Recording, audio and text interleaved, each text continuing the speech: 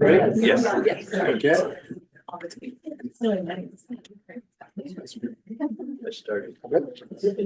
All right, we will now reconvene our regular board meeting. Welcome, everybody. We will now stand and say the pledge of allegiance. I pledge allegiance to the flag of the United States of America and to the republic for which it stands, one nation, under God, indivisible, with liberty and justice for all.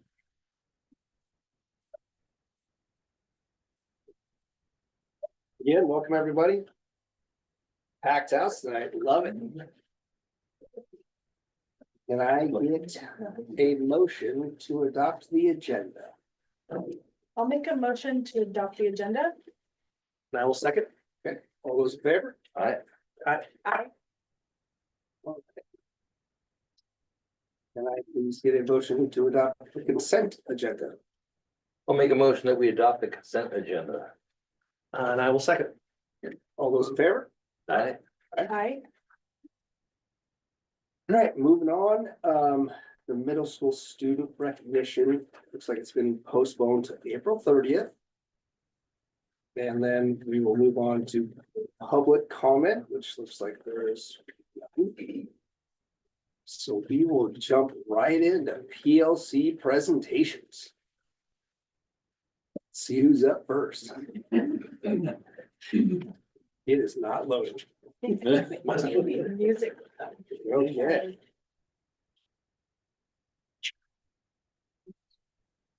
Well. Let's just do IRE first. Middle school is first. Middle school is first. Okay, middle school first. Oh. There we go. Yeah, middle school is first. Social studies board presentation. Where are we? Oh, yeah.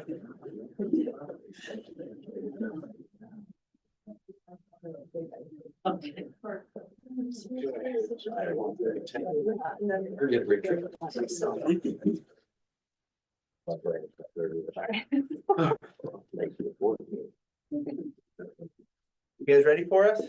Yeah. Alright, so I'm Marcus Holland, I'm sixth grade social studies teacher, Jacob Dennis. Yep, seventh grade social studies. And Kristen Garlis. Oh, yeah, that's sure. There you go. So what do we want our students to know? We picked a standard to present, the skill standard for social studies. That students create a product that uses social studies content to support a thesis, present the product in an appropriate manner to a meaningful audience. That's how it's written as a standard. And we picked this because it's very influential in, of course, social studies settings, but really any research type of project, helping them develop thesis, conduct research related to any social studies content, synthesize information, and to present their new learning through a project of some type. Which means they're creating a product involving research, analyzing data, evaluating claims, presenting an argument. These skills transfer not only to our class, or our classes, but to high school level classes eventually, and then just general life skills they need. And as we are tracking through the unit, we use formative assessments throughout that act as checkpoints, basically to check for understanding, help us inform where we need to help meet student needs, and to make adjustments to our teaching as we need. We will know what they know by reviewing the products summatively at the end with a rubric. And so I'm going to talk about what do we do if they don't know it. On the left there, you can see we realize that our whole class is struggling with either a new concept or maybe it's a certain skill. I feel like most recently, my example would be using in-text citations is something we're trying to build their skills on in the 7th grade. So if we recognize that an entire class is struggling with that, we're going to pause, we're going to insert some scaffolds and ways to assist them to get them closer to their skill goal there. If it's a small group or maybe just a few students that are struggling, working with some of our students with IEPs a little closer to assure their success, then we're going to pull that group together and again identify those needs and just work with them in a small group or maybe even a one-on-one setting to help them build some confidence and complete their task. And then all of us here are big on opportunities for students if they have a bad test day or they don't get the score they were hoping for on a project. If they're willing to go back and put some extra effort into that, we want to reward that effort. So a lot of opportunities for improvement if they seek that out. And this is something that's been exciting over the last couple of years. Our social studies department has teamed up closely with our ELA department because both of our classes deal so much with reading and writing. And at the middle school level, we're really trying to build those skills more than most things. We use our win time, which is part of our homeroom schedule, and we do that twice a week. And so we've used our iReady diagnostic system to help identify specific needs within our student body there. And then what we do is just sort of divide and assist those students twice a week. Usually that involves them reading a short text, and we help them focus on these skills here, finding good evidence, identifying main ideas, developing claims and arguments for their writing. All right, so then I'm doing the what do we do if they know it? And so sort of the same thing in the class. If everybody's doing a great job, we'll provide everybody some sort of extensions, revised work to make further connections, or deeper connections, more challenging resources, or more open-ended for them to find more resources to add into their projects. And then we're also, all of us are working with the highly capable coordinator, Ms. Montgomery, to make sure that that we're meeting not only the needs of those kids that have been identified, but also those high achievers who also need some extensions. And then the other thing that Ms. Montgomery and I have been doing last year and this year, and some of you, I believe it was last month at the beginning of the month, you had the chance to look at those History Day presentations before they went to their regional competition. So we're doing History Day as an extension for WIN for those kids who are at or above grade level for their iReady testing. So they are doing an intense project, passion project, whatever that they're interested in for whatever the theme is that year. This year it was rights and responsibilities. So they could look at, Washington State, US, national. Some kids were looking at like the Code of Hammurabi. We also had Japanese internment, so we had local and international, and whatever they're interested in. And they needed at least 20 resources for that project. So it's a big actual research project that they're doing. And then some of you guys were here for this, but here's some pictures from that. So we have the digital divide. We had a performance, a puppet show on Hanford and the nuclear reactors there. And Clara is actually going to state in a couple weeks to do her puppet show there, which has been great fun. And then there was another group of 6th graders on the Japanese internment. They're also heading to state. So that's fun. Where's state at? Yeah, it's in the greater Seattle area. I think they told me Shoreline? Kirkland, I thought, but cool. maybe sure. Yeah. It's my son's birthday, so I'm gonna miss it. But Yeah. So part of what we wanted to show you too is some of like the summative projects that the kids have created for us. In 6th grade, over the course of the year, we do various research projects on certain subjects. So here I have a couple of examples of the things I've asked the kids to research, just kind of the summative essential questions. How did the Neolithic or the invention of farming change the world? Does Mesopotamia meet the requirements to be called the birthplace of civilization?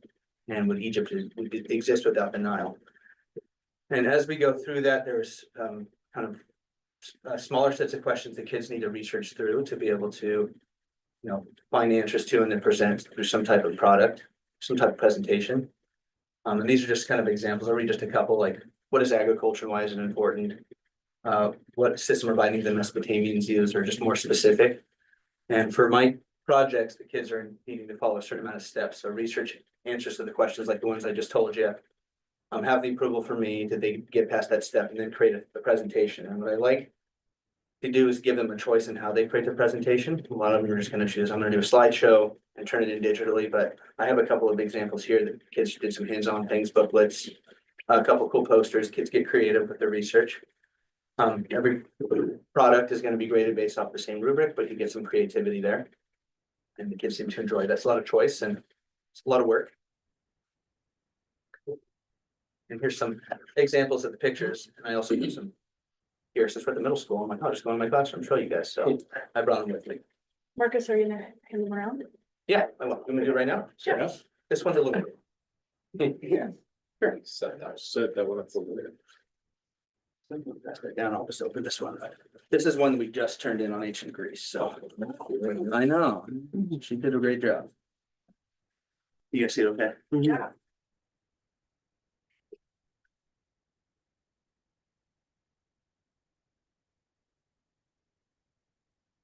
You talk about, like, if I asked a question about when. Yeah. Identifying different, are your students going?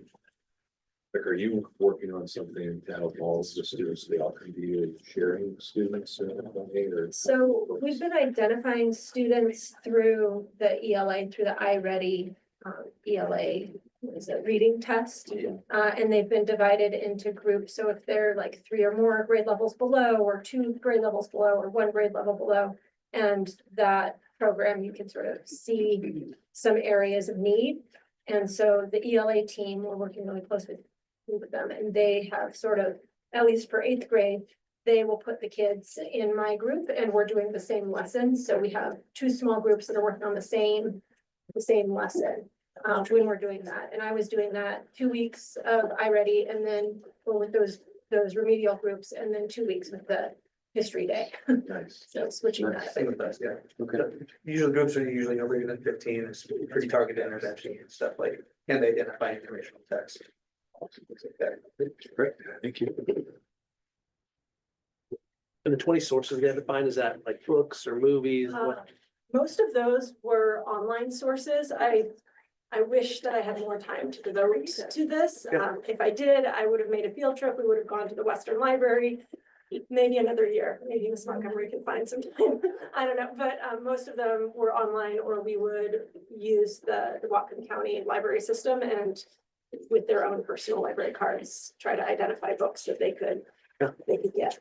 That's great. Yeah, 20 sources. You gotta look hard to find that. So I think that's a great challenge. So. One of the things too, so Mr. Dennis and Mr. Watson, Miss Hannah took 45 students to close up before spring break, The week right before spring. right before spring break. And so we would love to have you have the students prepare something and come back, maybe early May. And I recognize they're doing something now. Don't make them do something new. But let's talk. I think that would be great. We had you do that last year. So Yeah. it'd be great to have the students. Presentations. Yeah. We can talk more. Yeah. Yeah, and I know there's not enough time in the day, so I love the collaboration with ELA. So that's great that you guys are doing that. It's been great, and we kind of also instill, so during that win time, if they are not in need of specific interventions, then they have more choice. Like some folks might be having straight A's and not in need of intervention, and they might get to go to the gym or like have some fun. So this year, we've tied in some incentives to where students that are maybe like right on the borderline to being at grade level have been working really hard, and a lot of them sort of graduated from their interventions halfway through the school year. And that was really great to see them, not only that boost in their confidence, but then a little reward to recognize their hard work. So No, it's great. that's good. That's been fun. Yeah, and these projects are super creative. So on the same note here, talking research projects, at the 7th grade level, one thing I do with research projects is we always have an essential question that kind of guides us through a unit. So I put a few of those down. This slide's a bit wordy for my liking, but I highlighted just one there in the middle. Why did people move to the Northwest, and what was life like for the early pioneers who settled there? So throughout a unit, we're slowly unpacking and then finding responses to that question. And the idea is by the end of the unit, they can answer that question with confidence. And typically that would come through some sort of summative project. I did bring some examples to pass around. in a minute as well. So this was just one project that we did in second semester. And students conducted their research. Not only were they trying to, I'll go back one slide, answer that question, but along the way, they had some sample questions that they needed to address. So after we had done a brief study of all of Washington's earliest industries and how those impacted the development of Washington, then they got to choose just one industry to focus on and hone in on and conduct their research. And so we had some, some of them rely on the textbook heavily for research, but they had to include at least 3 or more sources, so online articles, textbooks, things like that. And they're trying to answer these questions as they go. So why would someone want to be a part of this industry? How is it important to the development of Washington, and how is it important outside of Washington State? So if you guys aren't tired of looking at projects already, I got a few more to pass out. And that's you. Yep. Awesome. I got some extras here.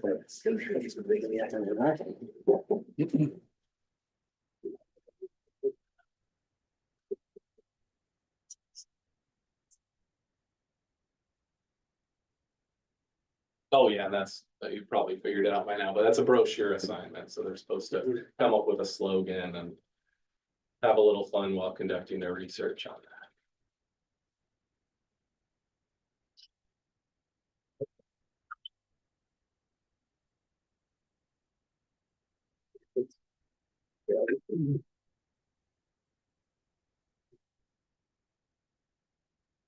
Great, 'cause every time we read these, I learn something I didn't know. People outside of Washington relied on their apples. By 1917, Washington led the nation in apple production. Did not know. I mean, I knew we led to some degree, but didn't know that early.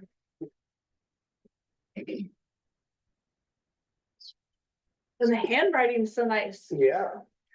Yeah, the log, there's a great books called 12 Men and a Horse. Oh, About the history of like what stuff, in timber industry, where it came from, where the slogans came, what to me, and it explains the history of like how our timber is some of the best in the United States. And they said, how do we get this? We got to get this east. How do we do it? So they found a guy by the name of John F. Stevens, who built Stevens Pass to get our lumber over But to see the pictures in there, there's 2 of them, I think, are from that. Well, I'm curious what they found on the list. Yeah, we use we go to UW library online, and they have a lot of great pictures. Because I recognize period. From encyclopedias. Not as much, but So now we were. Because they had to go My down. trophies. They had to go down. Wow. Everything below that is hollow. There we go. Watch there. All this stuff is so good for them. What's the time frame for this project? this would be throughout, so they would conduct their research for probably 3 to 4 days. And then they check off with me throughout the process, and when they're ready to start the physical project, usually 2 to 3 days on that. Depending on how much handwriting is involved, some of them.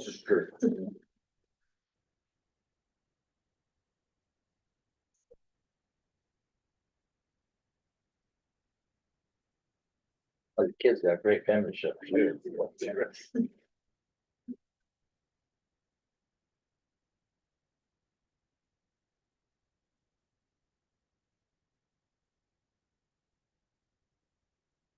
So I teach 8th grade, which is US history, and these are some of the projects, or these are the projects we did, I guess the first 3 quarters, most of, I guess.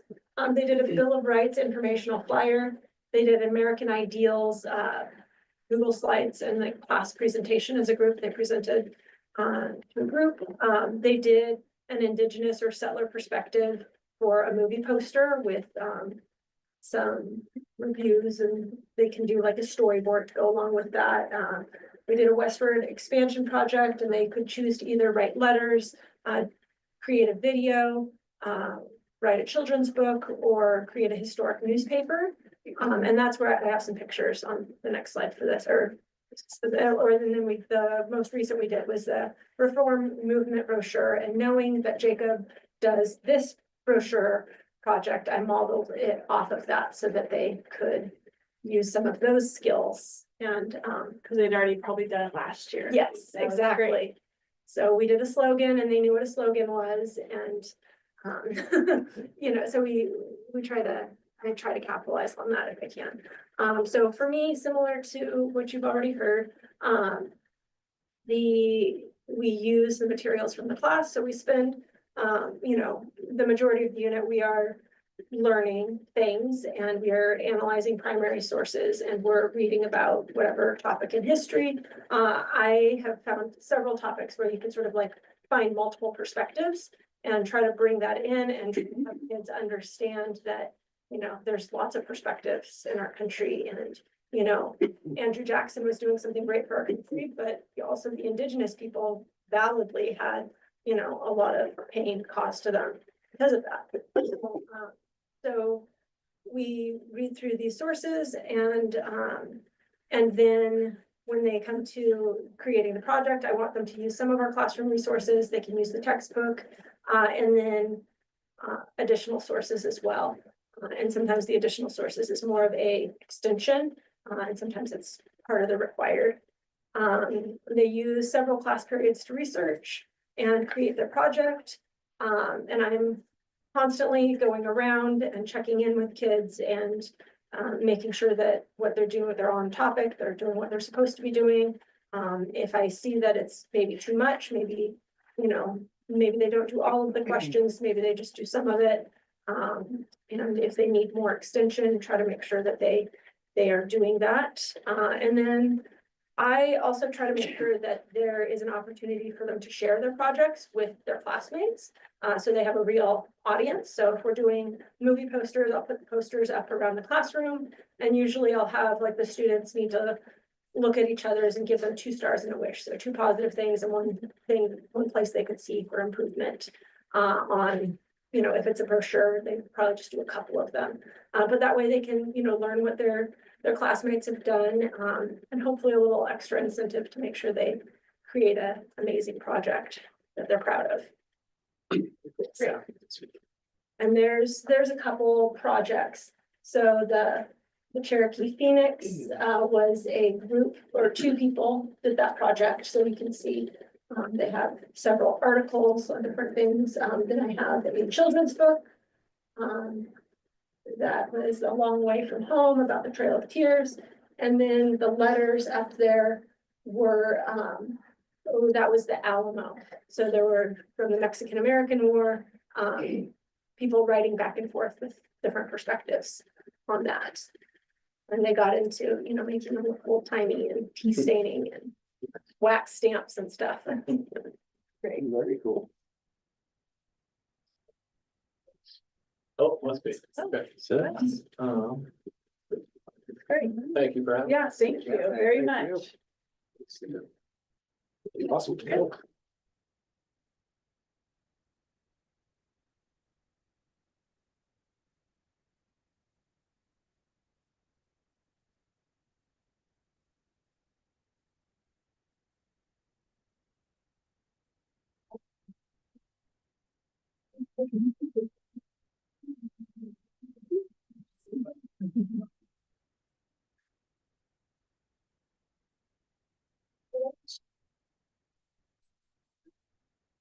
It's right there.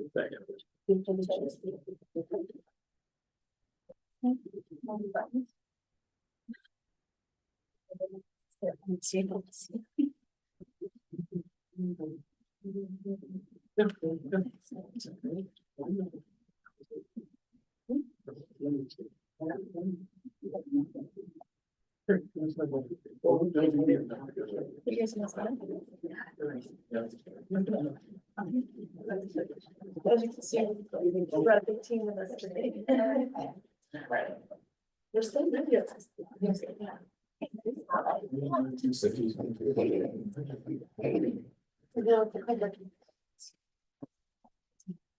I'm Lindsay Sconis.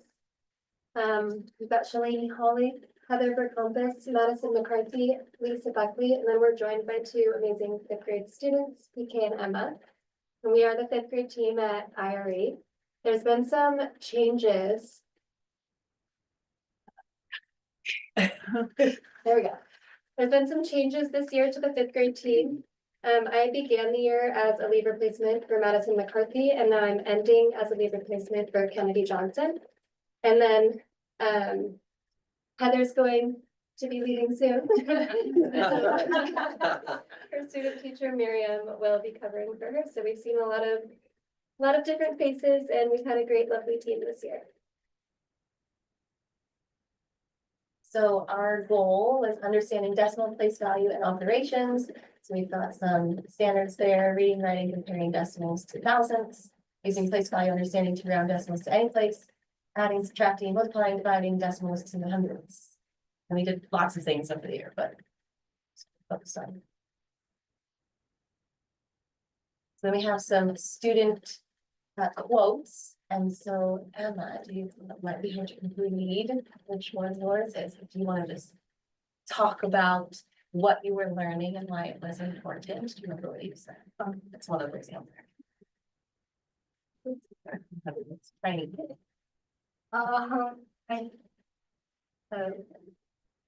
I think it's bottom one, yeah, right there.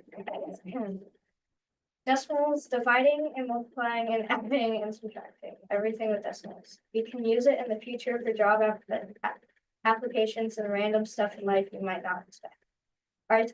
Architects, math competitions, or other jobs could be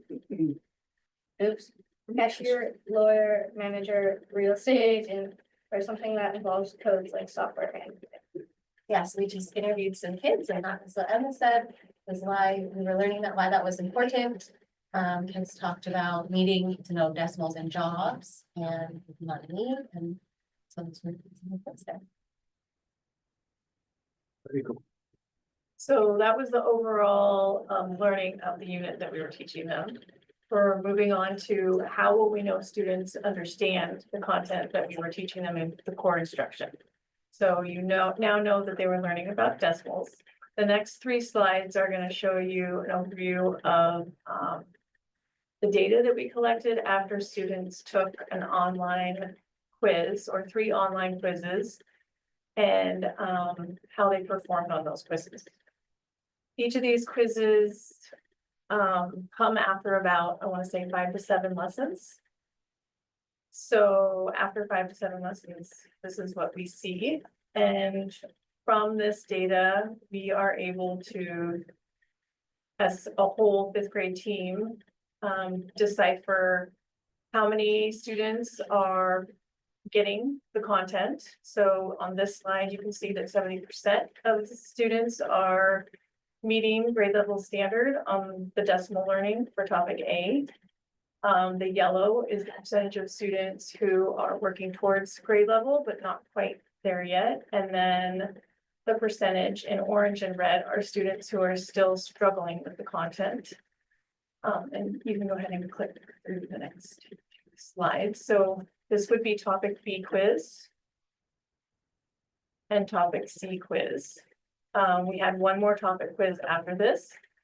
From all of those, we are able to dive a little bit deeper into the data and decide from the data what we need to reteach those students who are not meeting grade level standards yet. And from that data, we form our tier 2 instructional grouping so that we can review the content with students. This is a slide that shows the different types of experiences that students have. So the 3 pages that have numbers on them are called exit ticket reflections. And those are kind of like mini quizzes each day after a lesson. Students take those and we can give them immediate feedback on how they perform on those. And then we can also take those quizzes and form small groups with students the next day and review the content if they're not getting it right away. Ask a quick question. We said a quiz is given after a lesson is completed. How long does it take to give a lesson? Is it daily? Okay, So each of the numbered pages that you see on here are an example. They're usually just like 1 or 2 questions that students they complete, and we were able to see if they get the content that we taught that day. And then the other 2 examples up here on the slide are an example of like 1 page of a topic quiz, and they take that online. And then it's from those topic quizzes that we, as a team, discuss how we can better meet students who are not at meeting grade level standard yet. So those students who are in yellow or red or orange on the slides that you saw. So that leads us right into our tier 2 interventions.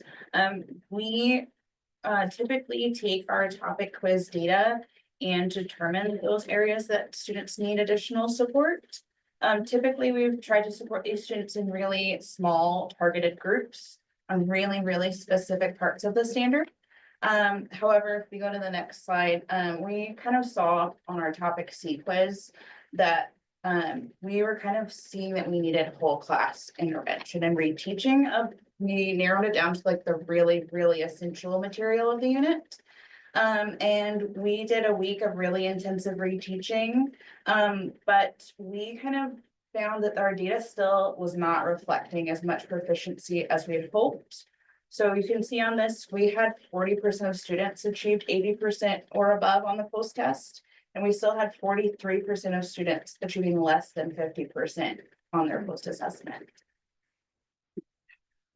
After the reteaching. So PK is here today just to talk about her experience during the tier 2 instruction time. So basically, in the maps that we're talking about, the teachers, they're very small, so teachers can make sure that everyone stays on topic and so no one lags behind. They're also like ensuring that everyone understands the topic, gets the topic, and no one's talking with others, as like it sometimes happens in class. And while some kids are doing that, most students are doing that already. And it basically helps students work at their own pace so they can take their time. So whether they may be like still getting up to grade level or above and beyond it, they're still working to a point they can get challenged on. And I'm going to add a little bit more for PK as well. So we also work with Ms. Montgomery, who works with our highly capable students. And the students who are already meeting grade level proficiency will also meet with Ms. Montgomery and do other projects related to the unit. This particular unit, she wasn't able to meet with students as much because she was doing highly capable testing methods. This brings it to me. So some of the like home connection is we've done the newsletters, we've done review pages, is homework sent at home with families. We have also assigned review lessons on our iReady for students to continue to work on. We've had school-wide math nights. We provided learning videos. And with all of our efforts, it brings us to the next slide. So based off of our last tier 2 groups, we worked really, I had to write it all down because I didn't read it. I had to read it. So we worked really hard this year, and our effort is not matching our student outcome for our targeted groups. So this made us very curious, and we started asking questions like, how can we improve? We know the importance of tier 2 interventions, that we need to have targeted groups for students. But since we didn't get our desired outcomes, we are going to talk about just 3 areas that we really wanted to improve on ourselves. One of the areas was we had questions about actual tier 2 programs. So we know we need this. It's a need across our grade level, but we don't have a model to use. So then it was like, are there models? What do other school districts use? Who is successful with those programs? And then it brought us to our own curriculum. It's new. So does it have a tier 2 program, or how can we use what we have to help us already? And the second major wondering we had was observational rounds. So we did one little one this year with all of us, but we were hoping or wondering if we could do more peer observations, because it fosters a culture of like continuous improvement and professional development among ourselves. And it's powerful to learn from one another. But can we add with that, like a wondering was, to work with other districts and observe their success along with tier 2 programs at their school for math? And this also brought us, our last wondering was a continued issue. And our most vulnerable students are being pulled out of class for extended periods, and they're missing significant core instructional time. And it's a small amount, but it still happens. This affects their learning and their integration with peers. So trying to move away from a pull-out model to a push-in model, so we could reduce just like student disruption with their schedules and increase collaboration with teachers, it would help to maintain the students' least restricted environments. So to sum it up, we have 3 things: different tier 2 models, how to use our own curriculum more effectively. Is there professional development that goes with that? And observational rounds, both in district, out of district. Even we were curious about the middle school, like what does their tier 2 look like for math? We have no idea. So it's like, what is their success? And then to work harder at doing more push-in models instead of pull-out models. And to remember that this year for math intervention for tier 2, it's a new curriculum, and switching students and identifying students and then switching and providing the lessons and doing all of it as a 5th grade team is brand new. So we haven't done that. In the past, we've had like a reading specialist come in and pull kids or work with us. We haven't had to do it ourselves. So we do know that there is room for improvement, and we are excited and ready to do that. Great. Are there any questions? I think the idea of collaboration is great. And so I know the district is doing a lot of that, like with the principals or other schools, but just between buildings makes sense also. Yeah. So, Yeah, using our resources that we have, That we I already think, yeah, that's really smart. And just seeing that you want to grow, that's super important. So I just love that you're reaching inside and going, yeah, we all can grow, right? And how do we do that? So using our resources and asking those questions. I love the questions that you're asking. And it's funny because I even had a question written down for you before you even asked it, but I was going to ask you, what is the one tool or program you wished you had to do your job better? And then here are your questions, right? So you have 3 of them. Yeah. So I think that's great. Well, and we worked really hard. So when it's just disheartening, when we identified our students, we taught it, and then we're like, oh dear, this is a need for not just some, but all. So then we retaught it, and then we're like, oh, what are we missing? We're missing something. We need to do better. So. Like, I want to commend you on, I think the collaborative is also great, but I think that idea, and we had a conversation earlier about first best tier 1 instruction. Yeah. And the idea of getting to a place and recognizing it's not hitting where you want it to be. And so still coming back and looking at what can we do to be able to make that more effective is we've all had classrooms where we just moved on. And that doesn't help either. Right? So it's good. Do you guys share students? Like if there's kids that are up here, we got somebody in the middle, the bottom. We even work with Miss Montgomery, so she doesn't only take high cap students, she takes students that are at a skill level that are just of whatever skill she's working on for her groups. And then we identify students and put them in groups. We kind of look at the different questions of our topic quizzes and see like, where's the greatest area of need? And then we, as teachers, identify like, oh, I feel really comfortable teaching rounding again of those decimals, so I'll take the rounding group. And so then it's whichever kids need that support would come to me for that round, is primarily what we've done. Sounds like you guys need a field trip day. We didn't go to the middle school. Oh, to the middle school, yeah, middle to the middle school. I thought. Middle school, yeah. Yeah, like the zoo. Yeah, no, we do. And that was one thing. It was like, what do the other like schools do? What does tier 2 look like for math? We have no idea. So who's successful? How are they successful? What are they doing that I'm not? Yeah. Thank you very much.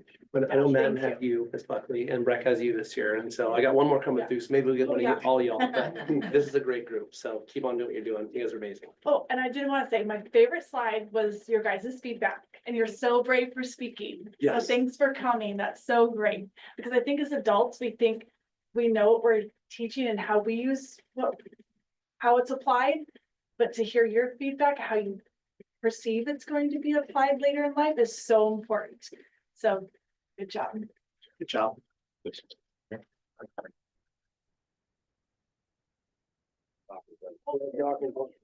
just wanted to also say that like, I think the 5th grade team did such a beautiful job of also modeling vulnerability for our kids and just everybody. I think that it takes a lot of courage and strength to, to come up here and talk about your practice, but talk about things what they've learned from in terms of not seeing the success they hope to see in their classes. And I think it's part of the reason why also I'd be remiss to not say that this is also a team that has some of the highest performance in the school. Right, like last year, their SBA data beat the state average. It was incredibly high. And so I think they have a really high bar for themselves. And I think sometimes it's hard to come up and brag on yourself. And so I'm glad I get to be here to brag on you and say that you're an exceptional teacher. So thank you. Oh, that's great.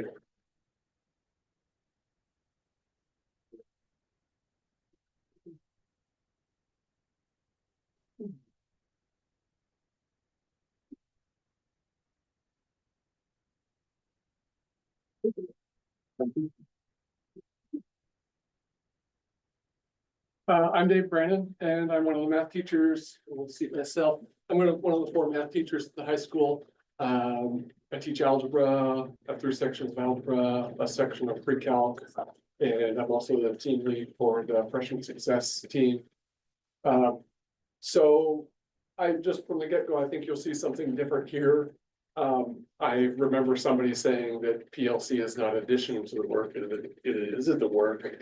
And I think what you're gonna see is using intervention model to work on daily problems, work on more of the problems that we have. Just kind of a roadmap. I want to talk a little bit about how the PLC process or PLC has progressed in our department. Talk about what algebra is doing, the algebra group is doing. I would say the pre-algebra group, but it's a dude. And then the algebra, we'll look a little bit more about the intervention that we're doing. I can speak to that because that's what I've been doing. I can speak to that with a little bit more authority and depth. And then see what you want to talk about. When we just starting to talk about PLCs, kind of the essential ideas about what we do as a PLC, and we're 4, 5 years time kind of passes, and we're about 5 years, I think, into working in PLC groups. And I think part of the evolution that we've seen is we are genuinely, or honestly, we're not working at the depth that the groups that you've seen, the middle school and the elementary school. We are trying to cover a lot more bases, but we're still trying to preserve this idea about collaborative work, data-driven instruction, and focusing on what we see as the essential standard to be taught. We're also just working with kind of managing the focus on these essential standards within all the other things that we're doing within our program. I kind of see us as the last finishing touch.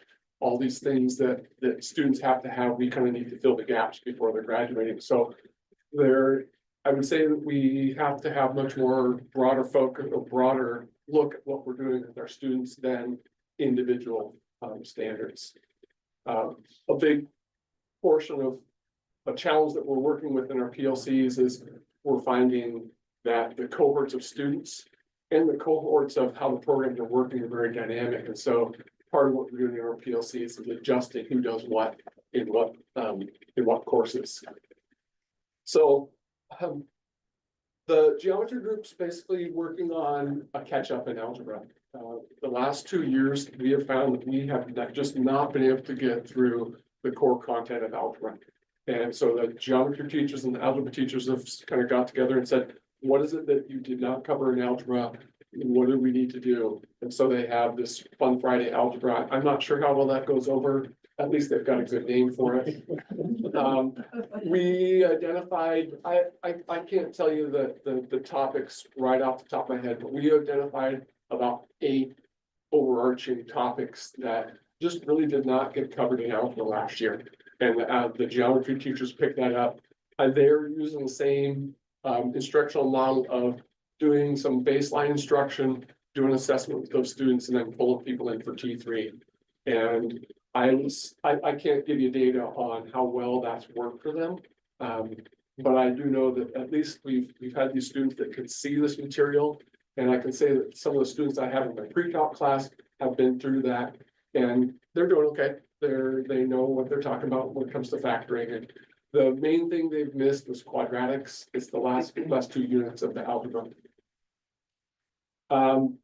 Pre-algebra, the big drive here is we've had 3 new teachers in 3 new years in pre-algebra. All 3 of those teachers have not really, they're certificated in teaching math, but they're not algebra teachers. And so a big piece of what the algebra folks have been doing is helping those teachers understand what really the essential things these students need to know. And they're not essential standards like codified standards that you'd see in the Common Core standards. But we work with that pre-algebra teacher and say, what do these students need to know coming into algebra? I had this slide in my slide last time I came and talked to you 2 years ago. And the pre-algebra group is a really diverse group. This graphic that's in the upper left-hand corner is a class that I pulled out of my group. And those are student indicators. And these student indicators are students who are on IEPs, 504s, gifted students. What else is in there? There's one retained student in there. English language learners. Trying to look at some of the indicators that I could tell you what they are. And then I pulled out the list of indicators for the pre-algebra group. And understanding that every one of those students have really different needs. And so it's been a real challenge for the pre-algebra student to kind of not draw the middle line, but what is it that we choose to emphasize for these students? Trying to see what else is.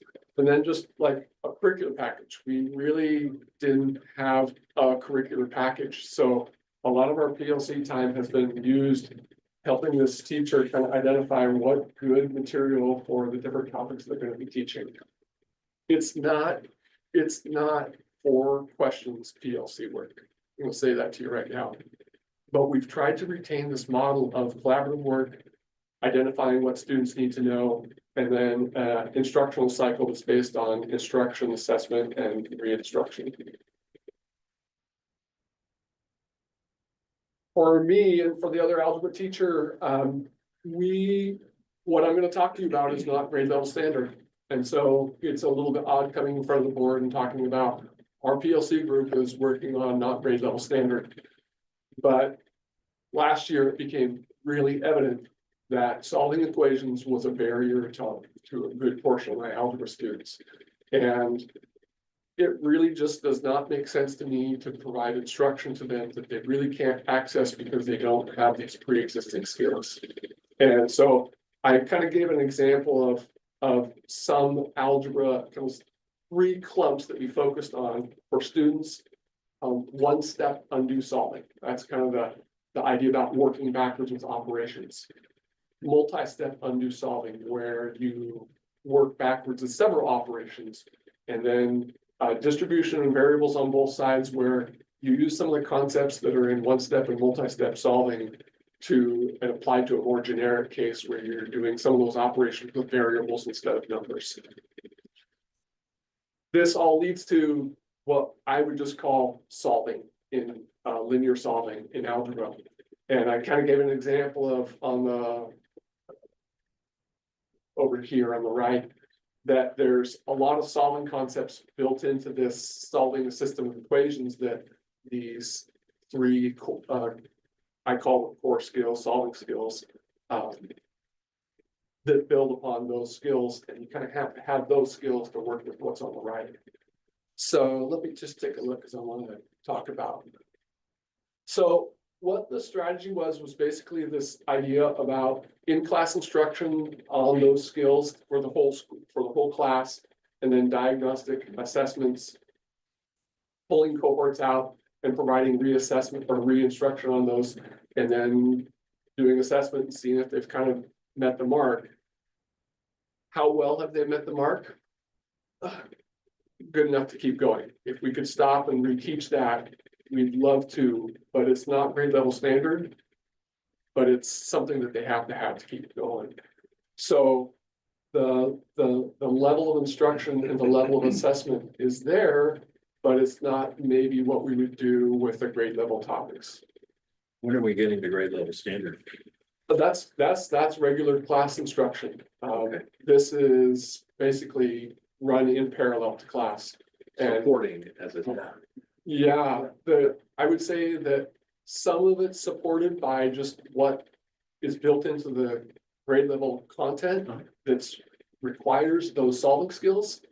Some of it is explicitly pointing it out. We have a really wide range of abilities in our classes, and most of those students can use that refresher. Most of them are able to kind of go along with it, but you look at students' work and you can tell that they just don't know what's happening in solving. And the assessment, like directed assessments towards that would support that. I said, 50% of our incoming students are below grade level standard in math, and that gives us kind of an idea about what that cohort of students is able to do in terms of accessing the grade level instruction. Is that coming from the middle school to the high school, or is that like? Just the students that I have, and some of them are from the middle school, some are from other schools, some from other districts. I couldn't give you a breakdown of who's from where. So and then the graphic is basically where they're at. So I'm coming to you and saying we're doing an intervention cycle that's not a grade level standard, but in my opinion, we really have to do that. We can't look these students in the eye and say, I want you to learn this, but I know that you don't really have the skills to learn it. And it's just, it doesn't make sense from an instructional standpoint. It doesn't feel good to me. It really doesn't build relationships with students. Well, otherwise they'll never get it. And, No. If they don't know the basics of it, it's like. Well, it also explains too why, you're spending time in geometry teaching algebra. Yes. So. Yes.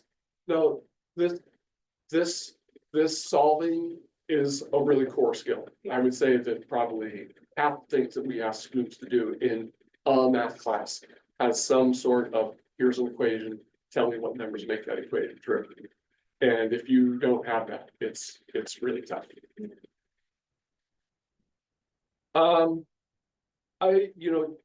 Dr. Everett, you said, when do we get to the core instruction and when do we get to grade level instruction? And so I called this program within a program. We're still running grade level instruction just up to the side. We're trying to catch people up with the solving.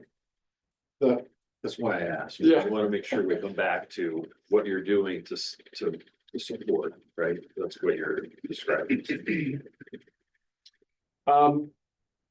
Considering this as one of many things that we're doing for students, I organized this into basically 3 clumps. They're kind of the 3 clumps that I told you about: single step undo solving, multi-step undo solving, and distributed balance solving. We incorporated that practice is really well incorporated actually into the grade level content. And the assessment, these were just 2 quizzes that we gave for each of the topics. And looking through those quizzes, we set a standard basically that you need to be about 60% proficient at doing these problems. You need to be able 60% of the time, you need to be able to do that problem. If you're not able to do it 60% of the time, we're gonna put you into the targeted instruction. And then the follow-up assessment and iteration was cycled. Some of these students went through that cycle 3 or 4 times. Some of these students went through the cycle 3 or 4 times because 2 or 3 of the times they weren't there. A lot of these students, you know, I go back to the slide, this is not exactly representing my students. A lot of these students, the typical intervention cycle as it's designed is tough because they're not there or they're just not ready. They're for one reason or another, be it emotional reasons, be it where they are in their life, they're not ready at that point. So like I say, some of these students took multiple cycles to go through. The instruction itself, it's mentioned that it's in the regular instruction. Of course, T3 was used for it. Some of these students that also have study skills classes, had the study skills teachers work with them on these intervention skills. I put after school in quotes. Basically find a time, you know, we say, if you can come in before school, I'm here. If you can come in at lunch, I'm here. If you can come in after school, I'm here. I can't say that our PLC process is as tight. I can't say, here are the 4 questions and it doesn't look as tight as it might look for other PLC groups. But I can say that we really pushed on these interventions when we could make it happen. And then I kind of proud of this part. We've had several parents that we've just been able to partner with those parents and provide them with materials, and they've done some work with their students. A lot of communication with parents about, hey, when can Billy come in and get some help? And it's just been a lot of muscle, basically. It's been a lot of rubber on the road trying to get those students to where we want them to be. That statement, you know, every student can learn, just not in the same day, in the same way. That has really become evident to me that these students want to do it. It's just there are things that are in the way, and the number of things that are in the way is the number of students that we have in intervention cycles. I really finished this project. We've finished the 1-step undo solving and the balance solving. But we haven't done the multi-step undo solving. That's kind of in process. We've kind of given the first quiz on that and developed who the cohorts are. Part of that is because we're looking at a different catch-up intervention process with the Math Nation. That's something that we want to start doing. And so once this gets closed, we start working with the Math Nation. In terms of results, I had spreadsheets and there was lots of color. I don't think it was as easy to interpret. Basically, 22 of the 29 identified students moved to at standard. So that was being able to solve a problem like 5x equals 30. Less than 60% of the time to more than 60% of the time. And then just looking at the entire cohort, just the whole classes, just from the instruction that we did in class, 26 of the students of those identified students showed significant improvement in skill. And some of those students didn't quite make the standard. And some of the students that were already high in the standard showed improvement. With the balance solving, the numbers were similar. 18 of 23 moved to at standard. The interesting thing, and I can't show you this. What's interesting, I think, for a teacher is looking at those 5 students in the bottom here. Of those 23 students that were identified for intervention and balance solving, 5 of them really didn't make it. And the interesting part is when you start looking at why did those 5 students not make it? And again, there's as many reasons there as there are students that didn't make it. Pluses, there's pluses and minuses here. The pluses I like. PLC, as we started doing PLCs, PLC was a binder with lots of checklists and lots of procedures. And I think that we have incorporated the PLC process as part of what we do. And it doesn't look quite like those binders look like, but it is based on collaboration with our peers, data-driven instruction, and intervention instruction. it doesn't look quite like what we think PLCs look like, but we've had dozens of students that they would have failed algebra. There's no way that we could have legitimately passed these students on to geometry if they didn't have these solving skills. So I'd say dozens of students that would have failed are not going to fail. We have students in our schools that just get missed. We have for a whole variety of reasons. And this process identified those students and brought them into instruction. When we provide whole class instruction, it's easy to miss students. And this process of doing an assessment of the whole cohort helped identify those students. And I'll go to the last one. Just this has been a great way for me to meet my students where they're at. Those students have come into algebra with not a great look on their face. And I can genuinely say that a lot of those students are, I think they actually appreciate the work we've done. And I think that that's a huge piece for those students in school. That last piece, relentless, compassionate, customized instruction. That's really what is required. We have curriculum, and it's nice because you can review what it is, you can make the photocopies, you can present your lesson, and you're gonna get 75%. But it really just has taken just persistent, relentless. You missed the last T3, why don't you come in after school? Oh, you can't make that, great. How about the next T3? Just being persistent about that. And that's, I think that there's some value to that. Downsides, it doesn't look like PLC work in some ways. It's not nearly as microscopic in depth. This is much inch wide, mile deep instead of in-depth PLC work. This example that I talked about with algebra and with geometry, it's not grade level work. And I don't like that.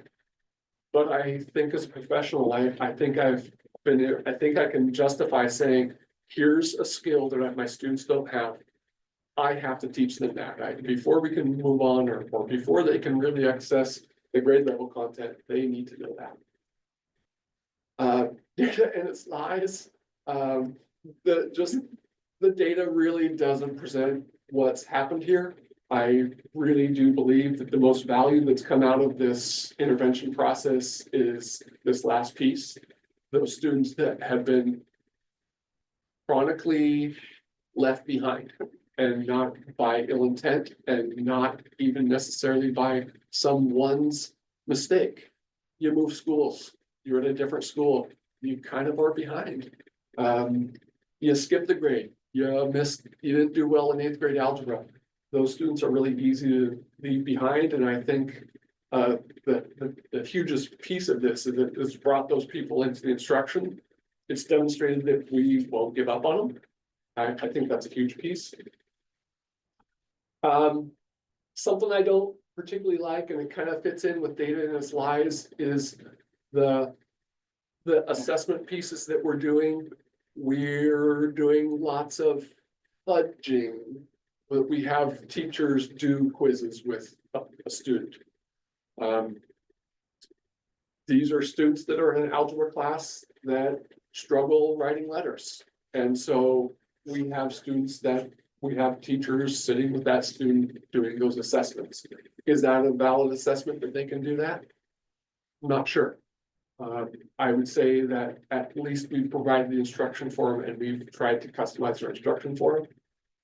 And we can certainly say that there are marginalized populations, particularly our ML population in my class, in my classes, they're still really underperforming, and that's a problem. And providing instruction for ML students that's actually the number 1 focus of our freshman success team right now.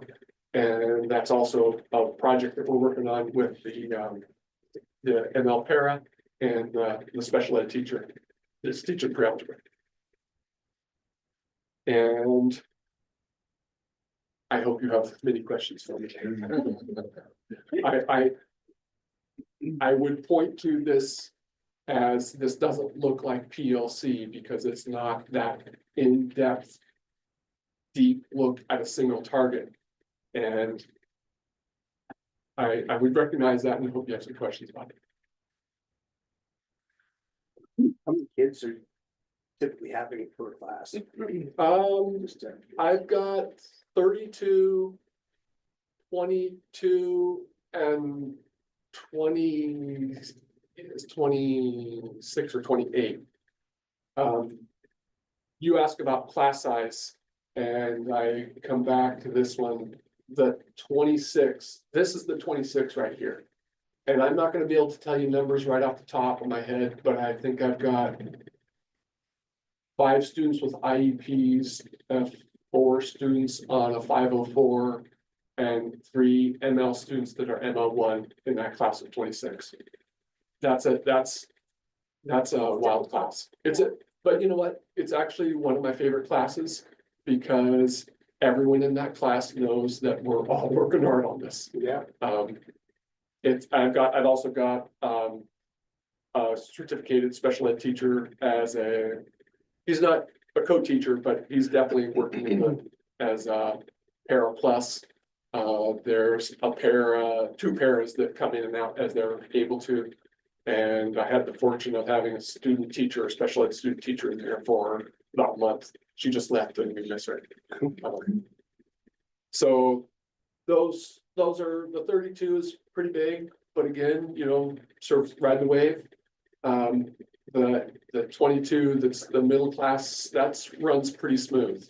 And then this class that's really loaded, it's 6th period. Oh, yeah. It's so hard.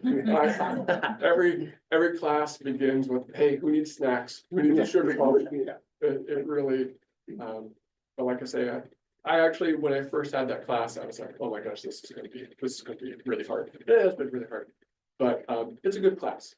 They work really hard. I'm proud of them. I would just like to say also, sorry, Jared, it really shows that you care.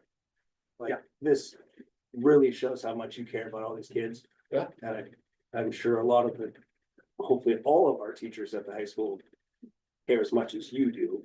But I think that's the biggest takeaway that I've got from this presentation is, yes, it doesn't look exactly like IRE or Yeah. middle school, because all these teachers are working together. There's all these data points and they have the kids a lot more together and all that type of stuff, especially our IRE, like you get a 5th grade class, you get a 4th, that's your kids. Yeah. But that's what I've taken away. You guys care and you're not giving up. We're pulling together a lot of pieces. There's in the 9 years that those students have had before they get to us, they've gone to a lot of different places. And I say like from an understanding standpoint.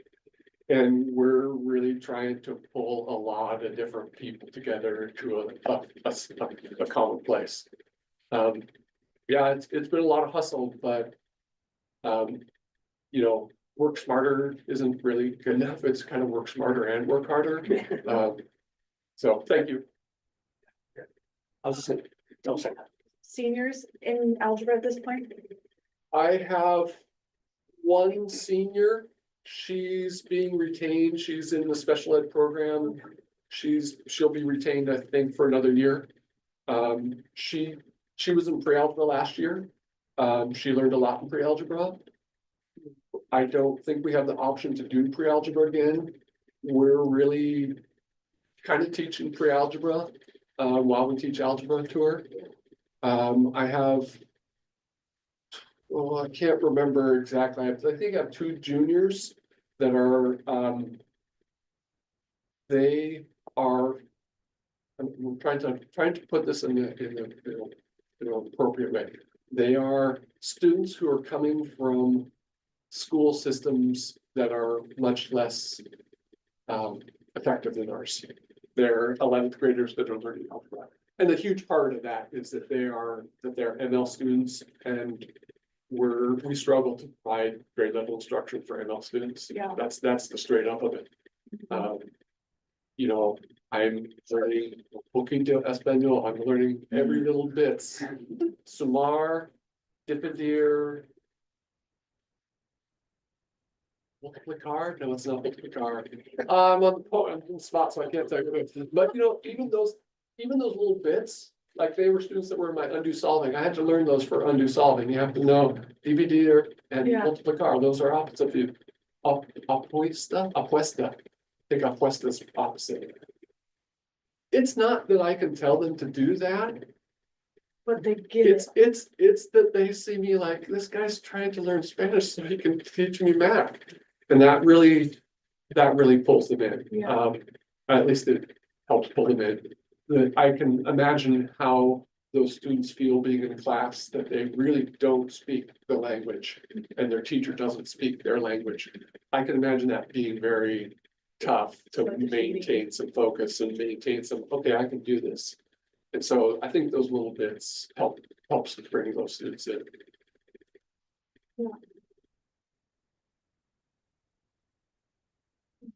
Good job.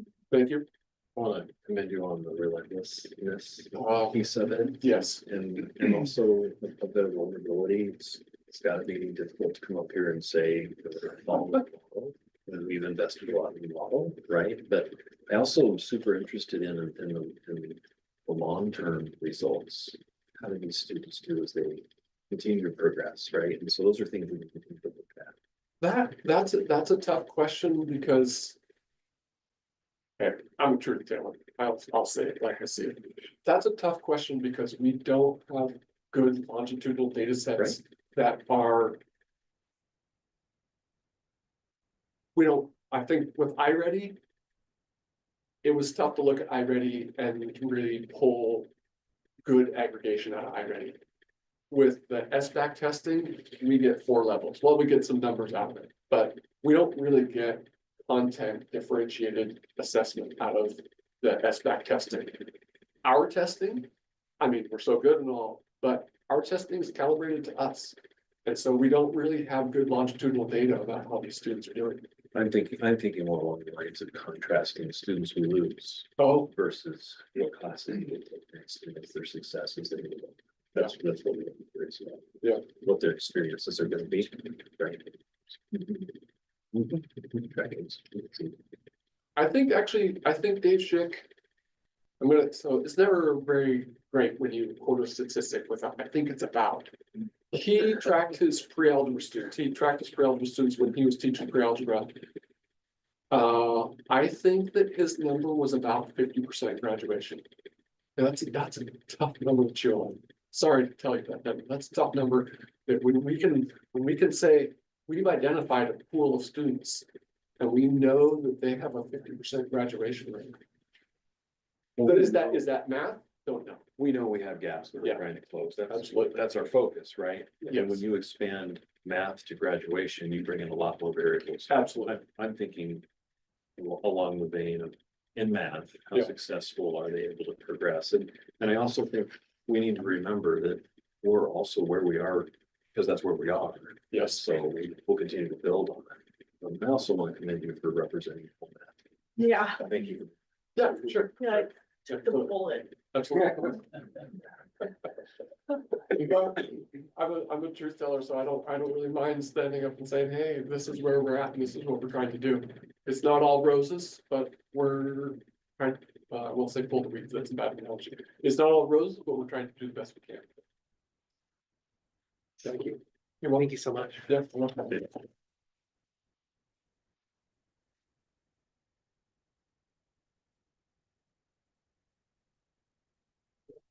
Time to smell some roses. MP3 Steam team. Stabs. What? Hi. Hello. Well, we don't have props or kids or giant grade level team, but we represent the MP3 STEAM team. I'm Sarah Warnock. I teach art, MP3. And I'm Heidi Ward, I teach the science. All right, and here's the rest of our team, but we are just the 2 you get tonight. Thank you.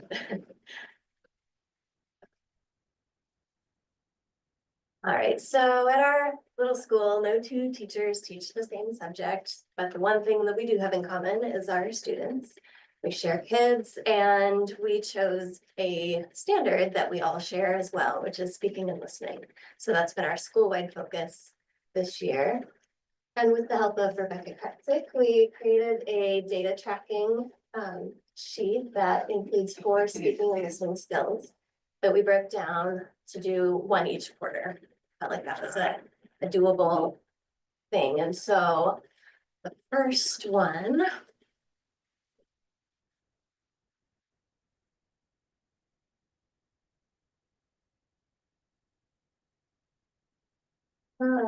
First one, which is what we wanted our students to be able to do, is engage in collaborative discussions, responding to one another, building on each other's ideas, asking relevant questions, responding to different viewpoints, and showing respect as you're having these conversations. And so in my class in art, instead of always just creating, we also talk about art and we look about art. And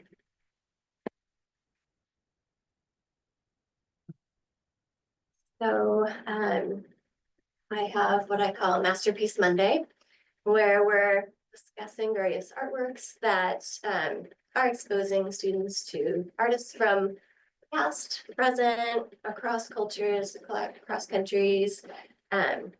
And at the beginning of the year, using that data tracking sheet, we found that about half of the class was participating at a satisfactory level. There were 2, the ones in blue, that were really kind of above and beyond what I would expect. But then there was another half that wasn't participating at all. And so over the course, so you can see this was September data. And then over the course of the first semester, we just employed different strategies for student engagement. And by December, everyone was participating at a satisfactory level. You'll come back to me in a moment. I think that's kind of across the board anyway in a classroom. Everybody gets back to school and everybody's just excited to see each other and right for the first little bit. Well, the ones that were in red really across classes were not participating. Okay. Those were, I mean, because we share students, those were the same kids from one class to the next. Yeah. And so we really wanted to pull them up and include them in the conversation. Yeah, one way to get them engaged. Yeah. Yeah, I mean, we are kind of unique because we all have the same kids, 1 through 8. And we also are unique in the fact that we will have those kids for 8 years. So we get to see them develop from 1st through 8th grade, which is very unique. That doesn't happen very often in very many situations. So I deviated from the speaking and listening because in our class we're very project focused. So I just picked 2 of the state standards that we were working towards, which was developing and using a model to describe how the total number of atoms does not change in a chemical reaction and thus mass is conserved, and structure and properties of matter. Each per substance has a characteristic physical and chemical property that can be used to identify it. So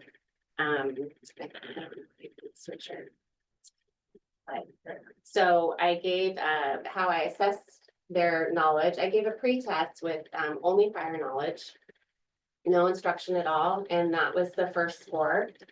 And then the second score is the post-test.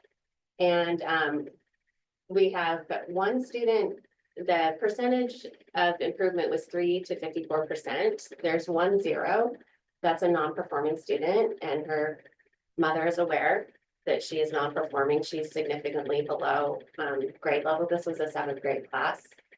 And the 2 other students that did not improve, the 1 percentage 76 to the 73 was just a single question. And the second student that had a 19% decrease, she actually was working at a higher level, trying, 1, she did not follow the directions of the question. And 2, she was working at a higher level, trying to identify the molecule itself rather than the individual elements, which was what the question had asked. So she was trying to work higher than she was actually supposed to, but that's another piece. You need to follow the directions, which she did not do. So, and then 1 student, of course, just did the pre-test and was not available to take the post-test. But overall, they did a really good job. Like I said, it's really interesting when you have them 1st through 8th grade.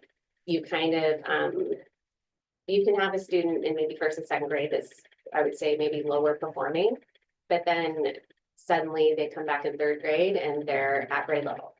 So it's just kind of a really unique situation that we live in, is that we get to kind of travel with these kids over a long period of time. So somebody might look at these and be like, oh, those scores aren't very good. But I look at them because I know the kids that took the tests and I think, oh, that's actually a really good score and I'm impressed and I'm really proud of them. And then also I feel like over the fact that we have them for such a long time, I try to instill some of those just more, I call them good student practices. And just doing your best work, learning for learning's sake. I like to send kids home with research questions that they have the option of taking or not taking. And sadly, my board's not very full this year, so maybe they're getting tired of that. But I try to provide them with opportunities to pursue learning on their own for the sake of learning, because I think that's just something that helps them as a lifelong learner and as they move into high school, college, and beyond, like employment and things like that. So.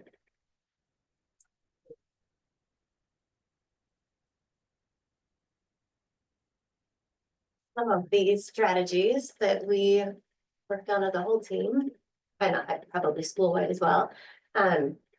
Not just a whole group instruction, but giving students opportunities to work in small groups, having individual think time ahead of a discussion. Strategies like numbered heads and cold calls, sentence stems, and pushing kids to not just simply give a comment, but to actually contribute to the conversation and defining what that looks like for them as well. And then any students that don't know it, we only see them twice a week for an hour. So we really rely on parent collaboration and reaching out to families when there is a standard that a student is not meeting at school. We have to partner with them, which is why we're a parent partnership. Yeah. And not necessarily in art, but in math and science, they have those classes at home too, and they have home curriculum that they're working on as well. So if they're not necessarily meeting that standard with us, we'll reach out to parents. What are some numbered heads? So if you're at a small table and you're sitting at a 1, then you might call out, I'd like to hear from the number 1, or you get to choose. And you can kind of be strategic in that as well. If there's someone that you're not hearing from, you can ask that number to participate. And if they are still unsure, you can offer them the chance to meet with their other numbers. Come back together and then try again.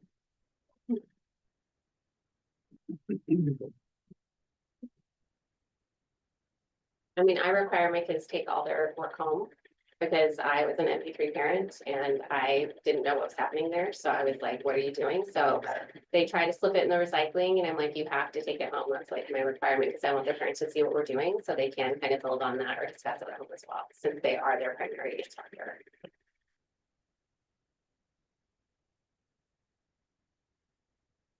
These are just some examples from my Masterpiece Mondays. Just different examples of the art that we're looking at on a weekly basis, and then some of the questions that I'm asking them to think about ahead of the discussion.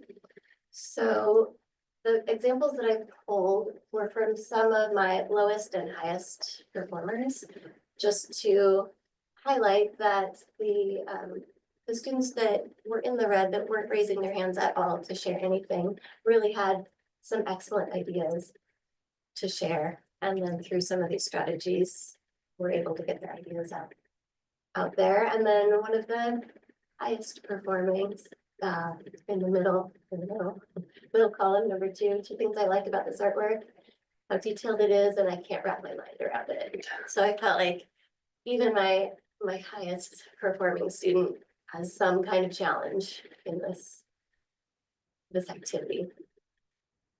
And the last one that doesn't have anything filled out was a skit that they all had to perform with their table group. So they were a newscast, they were a couple anchors, there was a reporter on the scene and an eyewitness. So they got to write the script for that piece of art and then perform it for the class.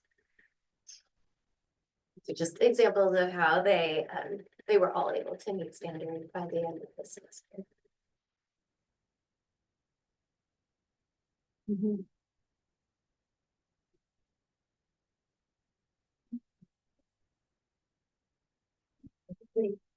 Short and sweet. Oh, good.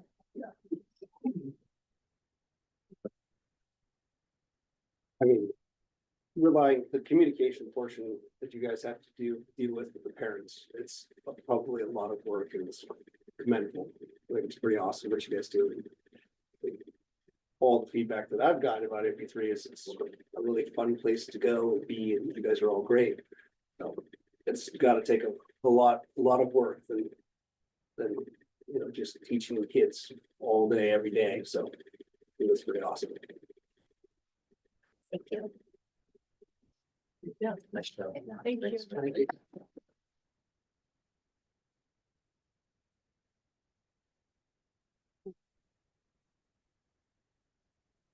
Oh, move on.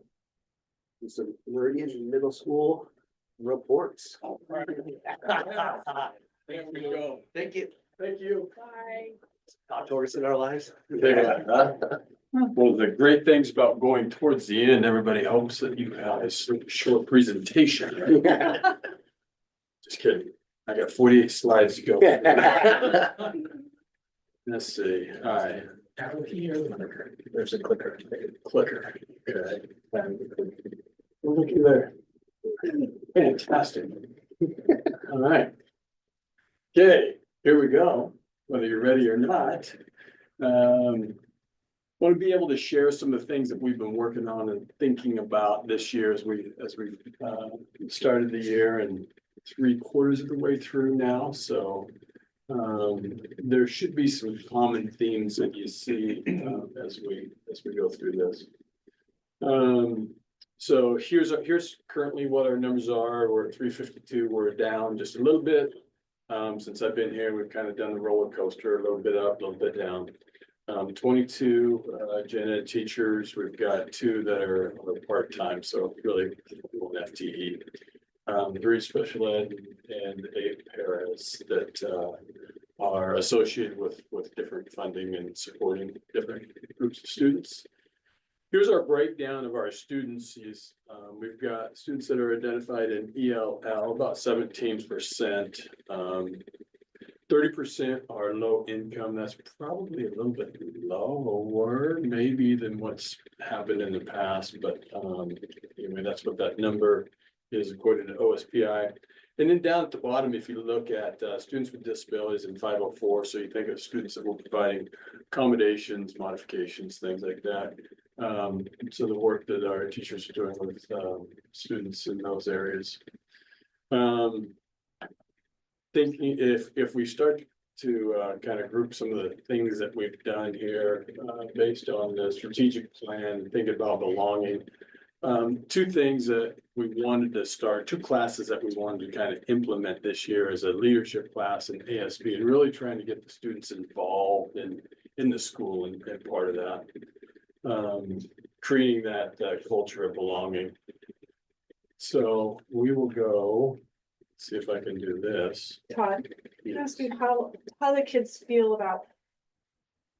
It says, developing their own engagement and ownership of their middle school when we're going out for bond. Yeah, And they, you know, the whole perception of the school needs to be rebuilt. yeah, So how do kids like voice their opinion on that? yeah. Almost think of it, I mean, my thought with that is it's that team that you're on, that being proud of the place that you are and coming in as a learner. And there's another slide that I talk about that for both the students and the staff, we're all learners in this, you know. If you've got that idea of a lifelong learner, then that's what we're trying to build on. So when it's their middle school, it's their engagement in that experience. And so the facility is just the facility, you know, whether it's, you know, top of the line or something that's not there, it still doesn't mean that you can't be an active learner in there. So that's kind of the mindset that we're trying to grow is from that side. That's great. Yeah.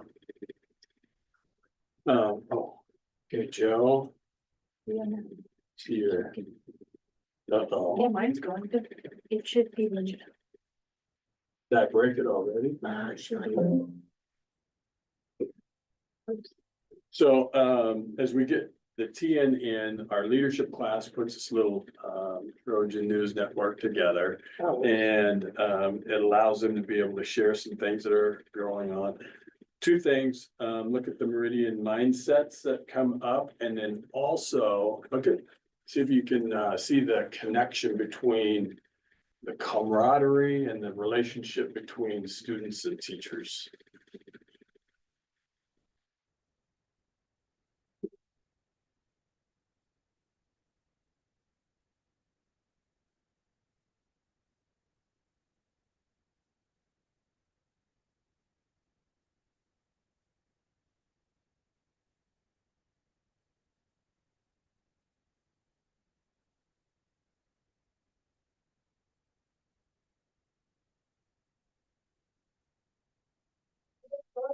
Yeah, then we got the crew here. Rory from Dennis, Sabina from Miss G's, Harper from Dennis, and last but certainly not least, Nate from Dennis. We are hippity hyped to tell you everything that is happening this week at MMS. First order of business, we gotta show some love to our staff of the week. Congratulations, Mrs. Rogers. We appreciate her because she keeps it real. She's super good at music and is really great at teaching. She also has really good tattoos.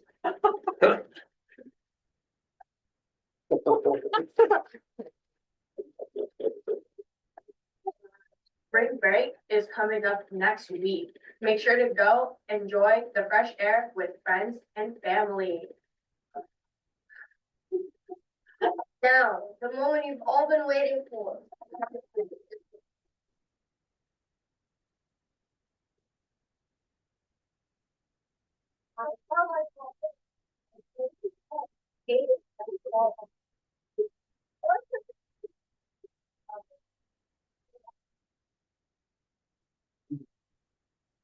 The outfit of the week. Let's check out the drip.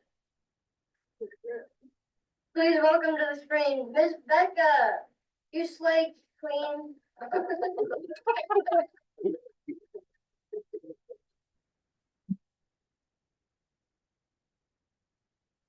Another connection in with some of our staff. They're all wearing glasses. Who are they? Sports, For somebody. spring sports. Woohoo. It's spring. Be outside, even if it's raining. It's good for you. Appreciate what you got.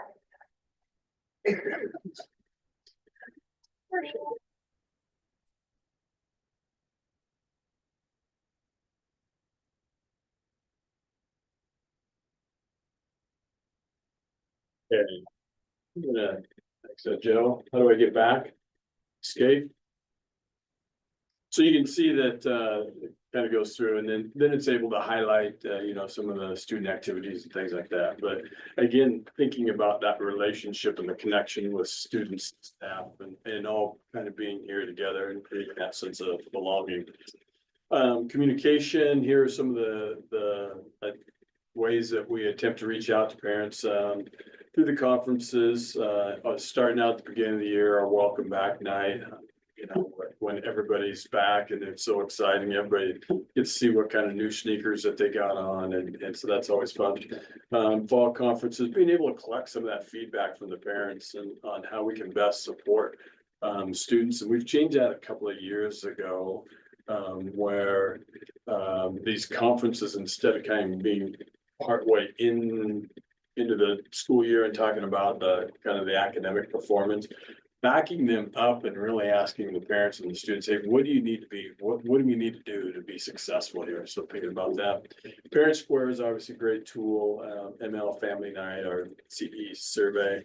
One of the things that we've adopted this year that's new are the student planners, kind of the old school day timers, you know, that really trying to allow the students to be able to connect what they have to do, when they have to do it, that sense of responsibility and when things are due. So that's been positive.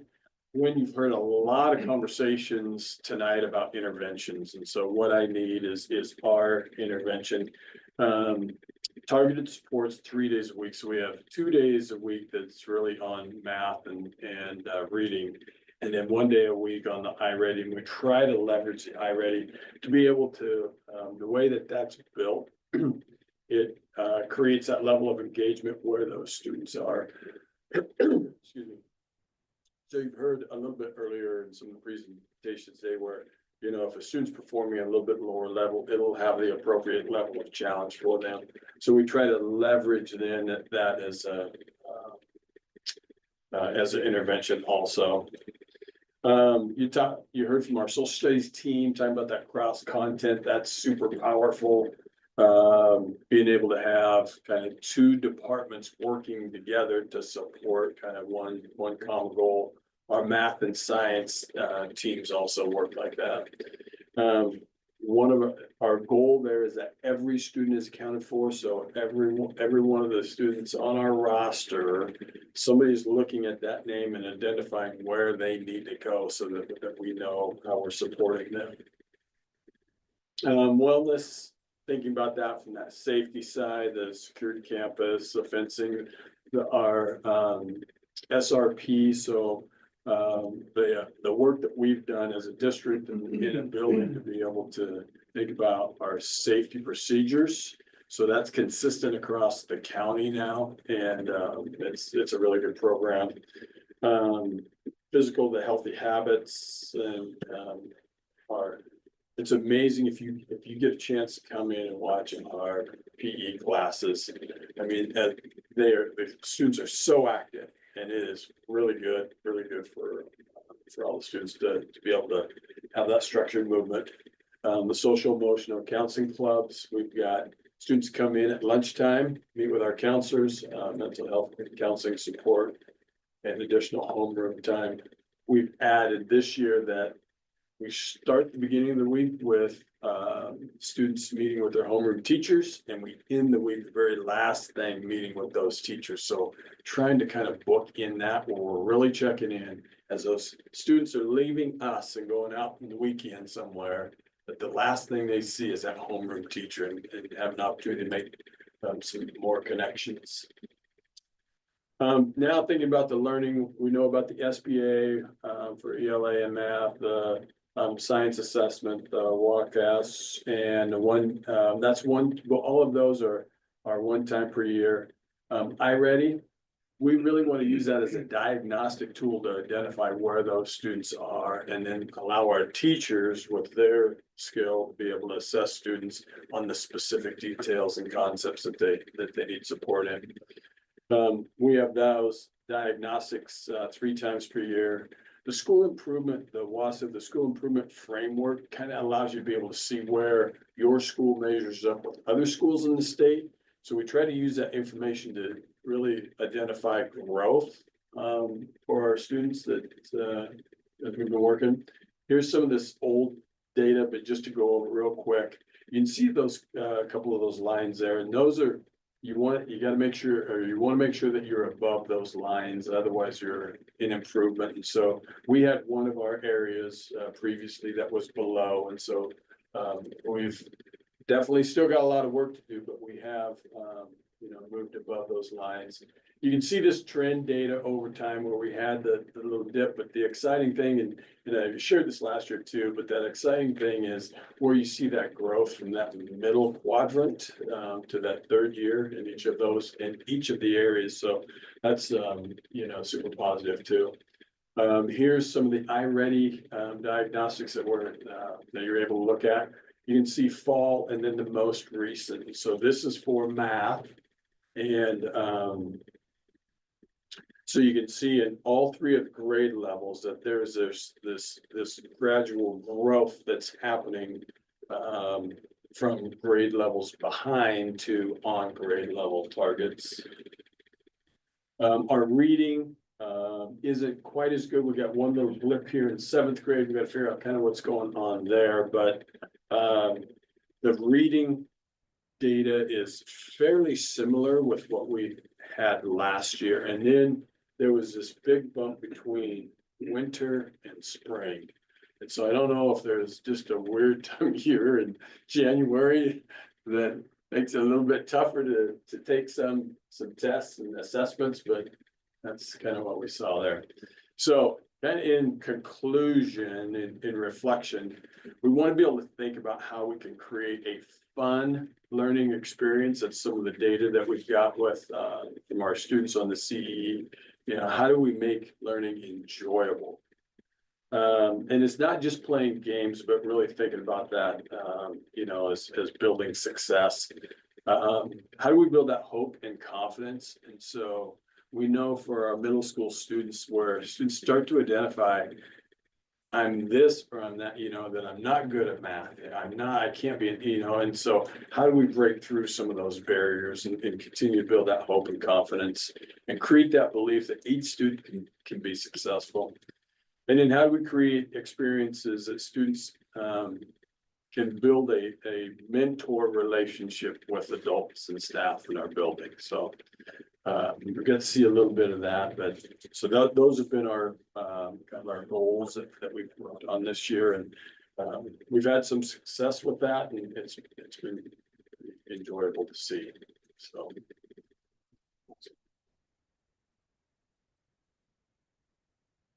Pretty cool. Awesome, very Wasn't cool. 48 Good. slides. All right, got it, yeah. Had me scared there for a second. It's like It's like trembling. the reading one, my mind goes like, maybe they're home like during Christmas break and like on their devices, on their TVs and coming back, that's hard to get back into it. Yeah, Maybe some of that. we've seen with the iReady that the reading is a little more work in that diet. There's just not as entertaining. And then, so there's a lot of like animation and things that happen in the math version. And so the kids go, oh yeah, you know, because it becomes a game for them. So they're a little more engaged in that. But we've got also ERLA, which is another reading kind of a comprehensive test for us that allows us to be able to see where some of those students who we've identified as below grade level, we can really get a little bit deeper, more detailed information and provide some more supports for them. Okay. Very cool. All right. Thank you so much, Todd. All right. Good seeing you. Good to see you guys. I'll be back next week. Can't wait. I'll be waiting. Yeah, thanks to everybody that's here today. Three of you guys I paid, and the other two are just generosity.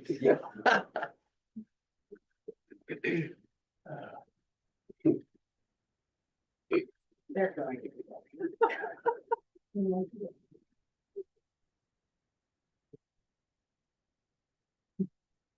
Okay. Everyone's leaving now? Yeah. All right, moving on to new business, memorial plaque approval.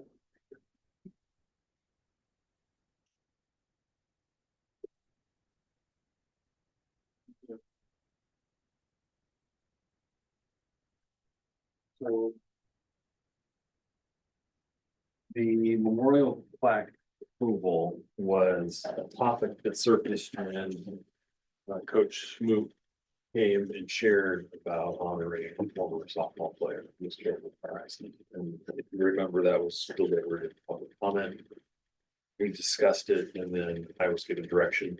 So I worked with the athletic director, but we never formally brought that forward to have approval from the board. So that's the reason it's on the agenda. We want to make sure that we have a formal approval. So what I'm asking is for the board to obtain a motion to approve that and then vote on it tonight so that we can continue to move forward. Okay. We need a motion and a. I could, so we make a motion to formally approve to hang a memorial plaque honoring Angela Roderick on the softball batting cages after the presentation during public comment. I'll second. All those in favor? Aye. Aye. Thank you. Easy peasy. Okay, moving on to old business. Second review and approval, public works contract for the district telecom generator. Please get a motion to approve. I'll motion to approve the public works contract, district telecom generator. I'll second. Okay, all those in favor? Aye. Aye. Abstain.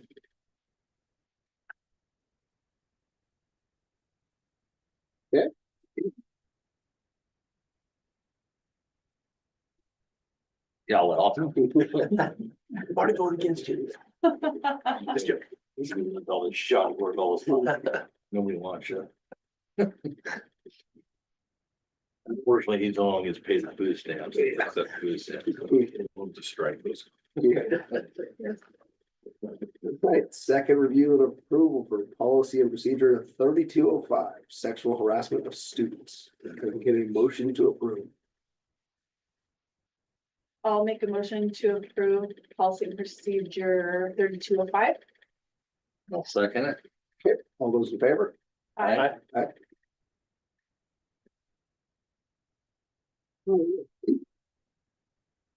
Second review and approval, policy and procedure 5011, sexual harassment of district staff.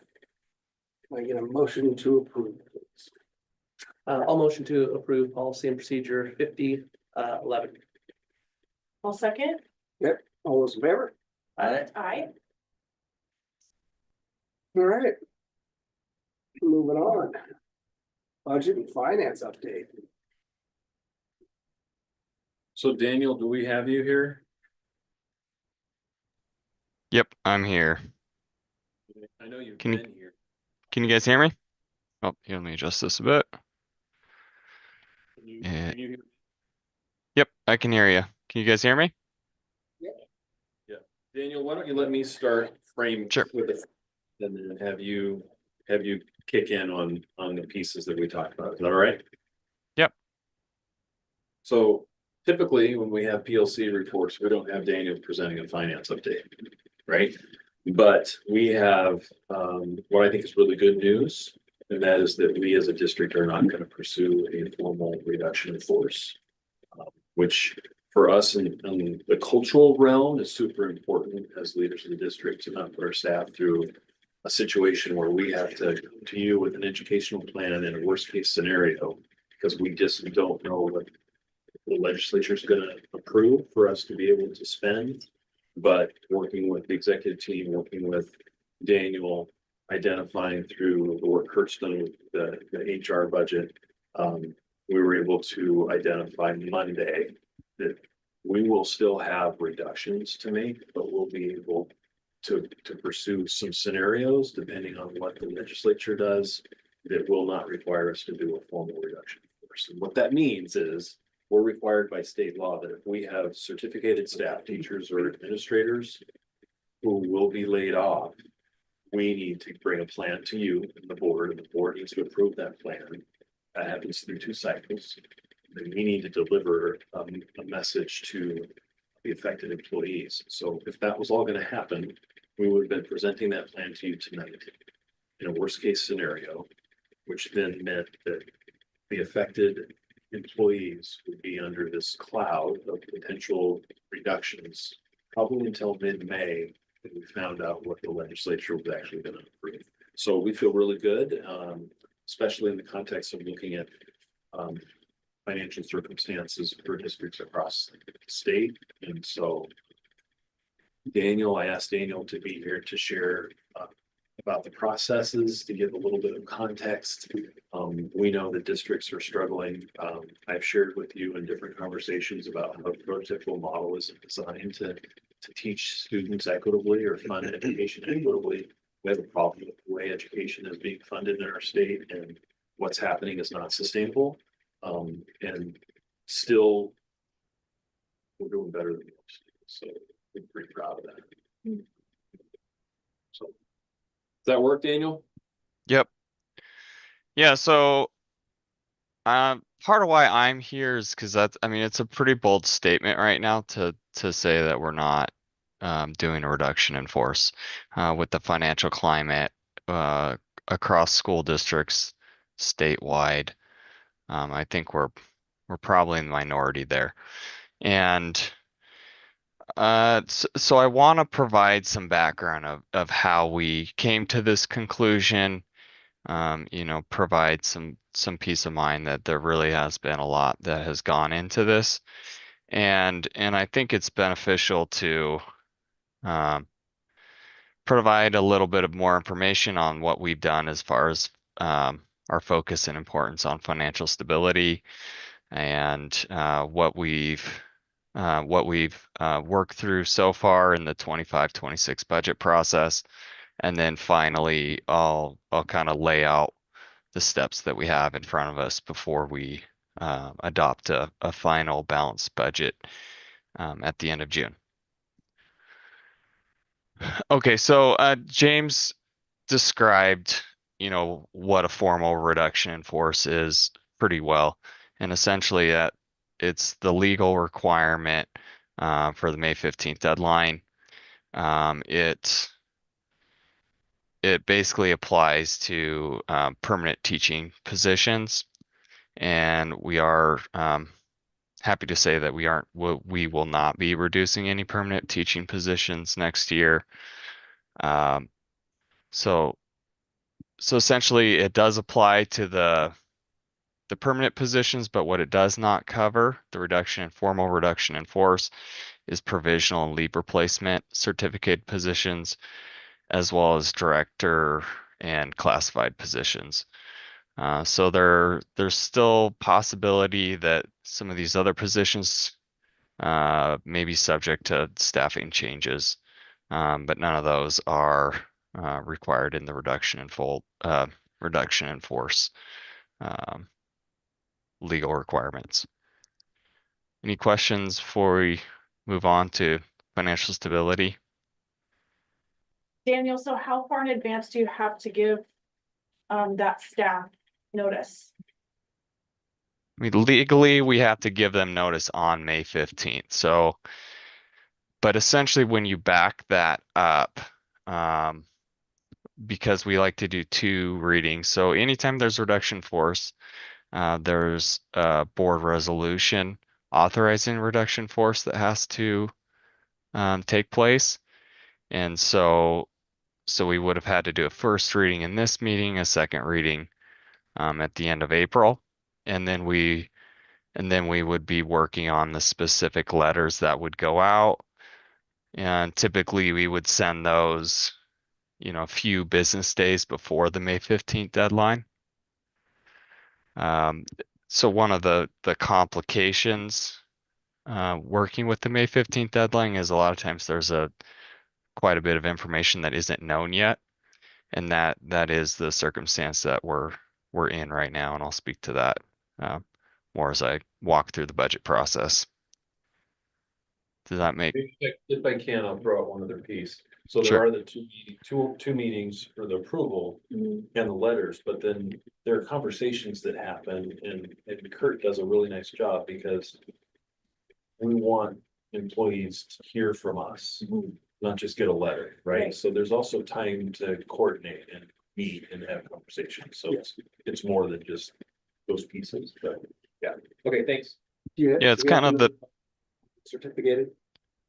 Well, the legal requirements just certificated teachers and administrators. That's it.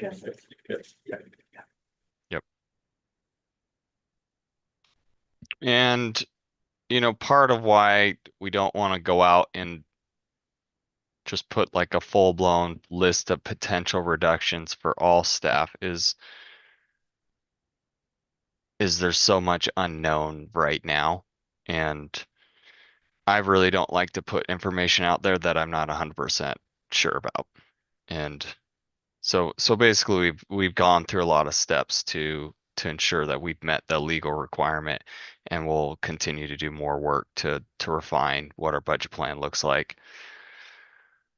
So jumping into financial stability. So as you're all aware by now, statewide there's a financial crisis in school district funding. It's impacting Meridian as well as all the other districts across the state. And essentially this came about for a number of reasons. One of the reasons that doesn't necessarily impact Meridian is a loss of enrollment. And, because our programs pretty sought after. We haven't had a reduction in enrollment to the level that some other districts have. And so that is because enrollment is the main driver for funding that is impacting a lot of school districts. Something that's impacts all school districts is the drop off of the temporary pandemic revenues. We had a pretty good strategy to deal with that, and so I believe that's another reason that we're in a fairly good financial position considering the climate. And then you have stagnant ongoing revenues. There seems to be legislative fatigue in funding school districts in recent legislative sessions. We'll see where this one ends up at, but that's kind of been the ongoing climate in recent years. And then, of course, everybody's aware of inflation and the rising cost of expenditures right now. So the school district has, we do make a lot of purchases that inflation directly impacts, as well as a big portion of our budget is for staffing. And then we have contractual obligations where those agreed upon, those association agreements continue to have increases. So a couple of things that we've done in Meridian to address the financial climate is we've really doubled our efforts in monitoring the financial position of the district. Last fiscal year, we had, I would say, pretty early awareness of the magnitude of the situation, and we began to take action. One of the things that happened is we would discuss our strategies in our executive meetings, and it was really formulating a plan last year. And then when it came to the budget process, we had mindful budgeting for basically a year ago now for the 24-25 budget. And as you probably recall, we had a $2 million shortfall that we were able to address through attrition, reassignment of roles, and other budget reductions. And then, so after we had a pretty conservative budgeting, essentially only accounting for the revenues that we were sure we were going to have and making sure to account for all of the expenditures that we could foresee at the time. Then that brought us to fall of this school year, fall 2024. And one of the things that we did is we developed a number of new written policies that would help us basically hold the line on the adopted budget expenditures. And a big part of what that entailed is specific procedures for tracking the additional enrollment revenues and any post-budget additions, and then making sure that any addition that we made to address student need fell within the additional revenues that we had. And we were successful in this area, and we're able to maintain our expenditures within the revenues that we were receiving for the school year. And I think a big part of why we were successful was that we had a very consistent tone at the top that this was the budget approach that we were going to be taking. And we spent a significant amount of time evaluating, every expenditure that came up or potential expenditure that came up that we hadn't foreseen within the budget process, and then evaluating those to see if they were of a high enough need that it warranted making the addition and accounting for that out of the additional enrollment revenues that we received. Any questions on kind of our financial stability focus? We're good. Okay. So that brought us to early January when we started the 25-26 budget process. And we started the budget process earlier than we ever have in any other school year. And we narrowed our focus down in the beginning to the expenditures because we knew expenditures are the most challenging area to budget for, and we knew that we would get better information on the revenue projections as time went by. So one of the first things that we did is we formulated a plan and we wrote out procedures of how we intended to have an ongoing budget approach for this year and future years, and we could adopt an approach that didn't fluctuate based on the financial climate, and one that we could be consistent with. And one of the first steps in this plan was to get input from our district leaders. And so we got input on what the shortfalls of their respective expertise areas were, as well as any specific rises in inflationary costs. So this is a pretty big one this year, where we're seeing utilities, various supplies for maintenance, custodial, transportation, food service, technology, and classrooms all going up, as well as our purchase service contract rates. Those are going up across the board.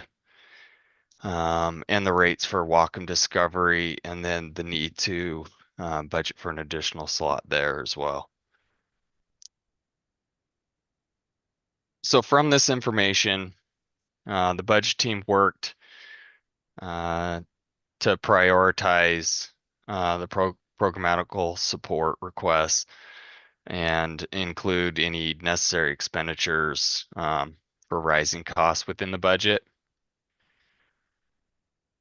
And then what we did is we identified what we felt would be the projected worst case scenario reduction.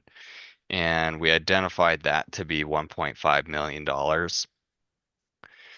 And this is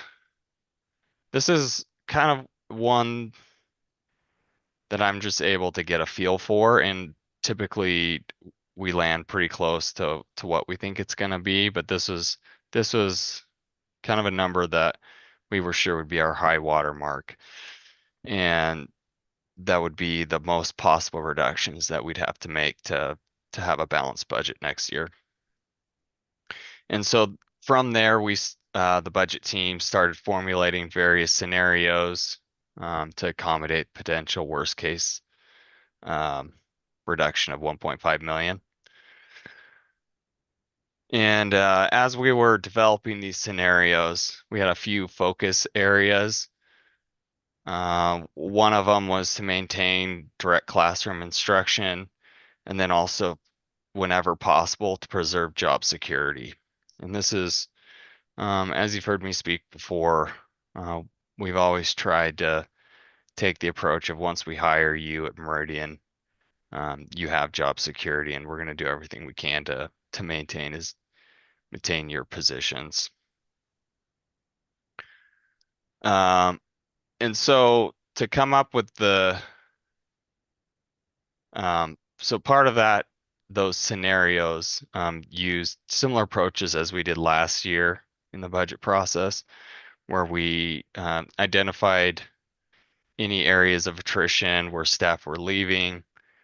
Then we did some reassignment of roles. So if there was attrition in one area, maybe we would move another employee that was also qualified to cover that position. And then kind of went through the dominoes there. We also did some reductions in, went through all of the MSOCs, the non-employee costs, and made reductions in any areas that were underutilized or areas that could basically absorb a reduction and still survive. And then lastly, we made, in some scenarios, we made some reductions to provisional or leave replacement staff. And again, there's no reduction in any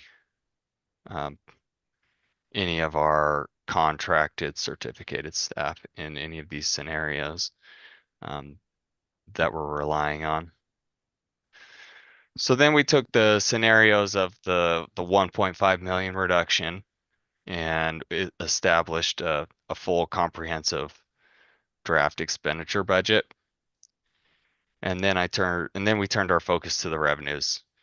And essentially what we did there is we estimated all the revenue streams based on what current funding levels would be and assumed that we wouldn't receive any additional funding. And then as there was any new information from the legislature where we could count on any increase, we would work that in. But for the most part, the level we're at now is just holding the line on current funding levels. And then we identified areas of any potential increases, and this is just kind of for our information at this point. So some areas that we're watching the legislative session that could provide us some additional funding, but nothing's guaranteed at this point. So we took that comprehensive draft expenditure budget with the worst case scenario of 1.5 million. And then we compared that to the current funding level revenues, did the balancing, and found that our revenues exceeded expenditures by 200,000. So essentially what this meant is we know we have a few different scenarios where we have a working budget with shifts and reductions of about 1.3 million. And in those scenarios, we can guarantee no formal reduction in force. Any questions on kind of the budget process so far and how we got to where we are today? Feel good. Okay, sweet. Okay, so next steps. So essentially now what we're doing is we're waiting. So we're waiting for the legislative session to close at the end of April.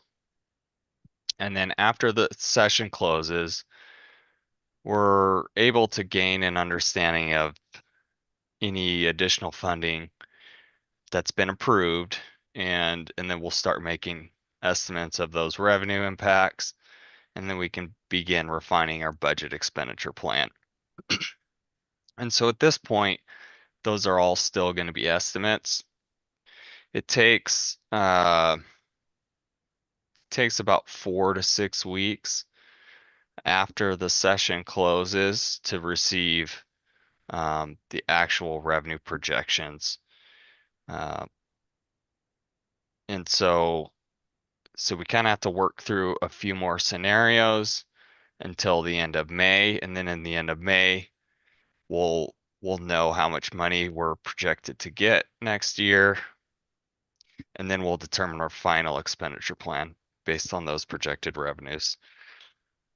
And then all through that process, we'll be checking in with the various leaders in the school district and how any shifts or reductions might impact learning and all of our program supports. And we'll try to develop the best scenario plan, and then we'll adopt a balanced budget on June 15th or June 25th. Any questions? So Daniel, one quick question, in planning ahead, will we have a budget hearing on that adoption night, or will it be the preceding meeting? I think it'll likely be that adoption night. Okay. I mean, unless we're able to get those projections, you know, on the Sure. earlier side, we're probably Okay. gonna need that time to work through the final scenarios and come up with that balanced budget. Okay, thank you.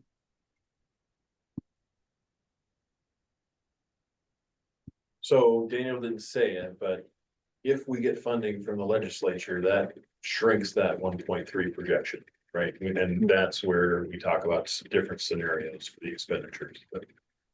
Yeah. Yeah, so essentially with the scenarios we have, things can only get better.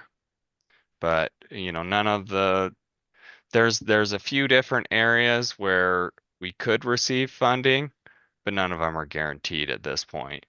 So we could receive some additional funding with our levy authority. Right now we're projected to roll back about $66,000. There's also some potential to get some local effort assistance money again. And then there's also some special education funding bills that are still out there that could provide us some funding, but the House and the Senate bills for those vary quite significantly. But all of those things would help, and they would make it so we wouldn't have to reduce as much.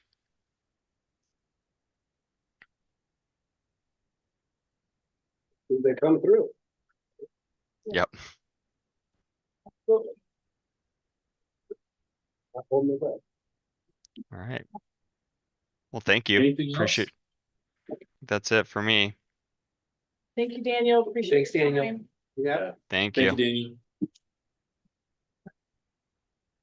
good work. Great. Yeah, we should have my longer. Yeah. I don't know what I'm thinking. Still got the superintendent's report. All right, so I'm gonna fly through these because it was spring break and there's a couple things to report on, but not a lot. Good. We are in day 93 of the 105 days, and you were correct. April 27th is the projected end, and it is still possible. And one example of how we could see an extended session is the distance between the House and the Senate on the special ed bill. They're $800,000 apart. So if they don't figure this out, they have to pass the budget. So 800 million, right? what's that? 800 million, right? Oh, sorry. Billion to 200 million, 800 million. Thank you. Yeah. Yeah, So going extra for the zeros. 800,000, like. Yeah. Yeah. Yeah, sorry. That's a walk in the park. Yeah. Yeah, you're right. So just a couple of celebrations. The classroom visits have been a lot of fun. I mean, I was never an elementary teacher. I was always middle school and high school, and being able to go and visit with students of all grade levels has been fantastic. So we have the classroom visits, and I'm visiting a classroom of each of the grade levels this year, and we're talking about different pieces around the strategic plan, but we're also engaging with the Thriving Futures by participating in the activities like the math night or the freshman orientation tomorrow night. I'm able to see students and parents in different capacities. So these have been really good. So Great. the next one coming up is April 21st. So that's next Monday. We've had a lot of student successes, and we had students engaging with fourth grade from IRE with Nooksack Salmon Enhancement, working in 10 Mile Creek. They do that every year. Our student advisory group district-wide met at the middle school and Logan and Kennedy really worked with the students around support We've had some great comments on that. We've had some students who were really doing well with NCTA.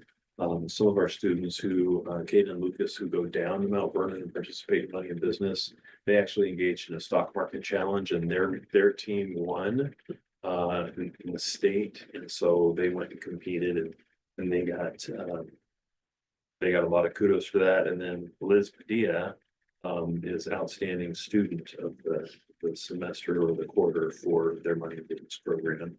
And We then- got to meet Liz, right? Yep. Yeah. Yep, and she's the one who came and spoke, right? And then the other piece, of course, I'm sure you're aware, our golf teams are pretty amazing right now. So our boys won the Everett Invitational, our girls won the Whatcom County Championship. So, you know, all our coaches and Bryant are kind of eyeing some hardware. So that's awesome. They're working hard.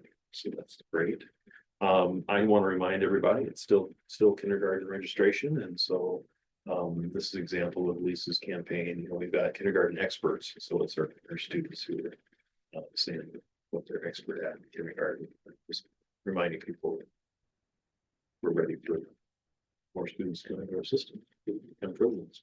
Is it also TK registration then at the same time? It is, we're being cautious because we don't have any guarantee that TK is gonna happen, right? But we do have a new version of the TK bill, and we do expect there to be something passed through. But we have to wait, and so we have actually Tricia at Irene Ryder was working with Lisa and we're trying to get a message out that tells people to hold tight, for you just have to wait till the session.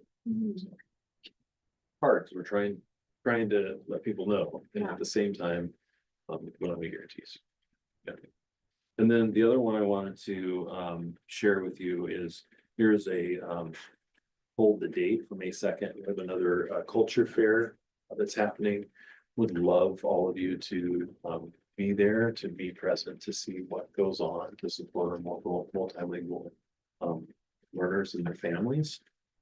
There's been a huge increase. I think Povita has done a phenomenal job as well as Andrew in sponsoring that work. And so this is a big part of the goal that we're trying to do, that to help our families feel better supported.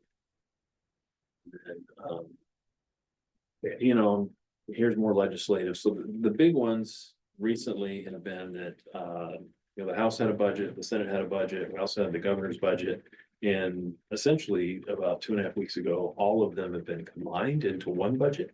And so they have committees that are working behind the scenes to work out a plan. Part of that plan is also revenues. The Senate was vying for 17 billion, and then the House for 13 billion, and both of them had versions of wealth taxes, to which the governor said, yeah, I'm not gonna sign that. So now they're scrambling, and what I've heard is they're checking the couch cushions to see where they can actually charge taxes to be able to increase revenues, to be able to pay for things. And the frustrating piece that I will share is that there are some sentiments being shared that statements by legislators are such that we don't have the funding to support education, so we need these new taxes, even though the revenue forecast shows that we will, as a state, increase by $10 billion in the next quarter. And qualifying as a need for education, that funding, if they're successful on those tax rates, will go into the general fund and is not earmarked for education. So it's more of the same sleight of hand, kicking the can down the road. And it's frustrating. So, so we'll see where things come together. I'm sure we'll spend our money wisely. Yeah. So. Vote, like you were saying earlier, you gotta vote. You gotta- Right. You gotta change this. Right, but I guess in our context, we know that there is a provision in the state constitution that says you're supposed to take care of education first and everything else after. And I recognize our legislators have a lot of demands. But what they signed up for is the Constitution as it sits, and they're not doing their part. So. But we have to wait. They are not public with the negotiations on the budget and we will see how things play out and hope that they're done by the 27th of April. Big three, I think really the only thing that's left in the big three is trying to come to a landing place on special education funding, and then there is some materials and some MSOC funding that they're trying to identify. And at each iteration, it keeps getting whittled down for less and less, and so we'll see what materializes there. And then finally, my upcoming dates, I'm going to participate tomorrow night with freshman night. And then our team is going to Bellevue for the Limitless Learning convening for the spring convening. And we have senior presentations next Thursday, and then another board meeting here on the 30th. And a reminder, we will have another executive session. And then we'll go right into the regular meeting and then the cultural fairs on the 2nd. That's all I have.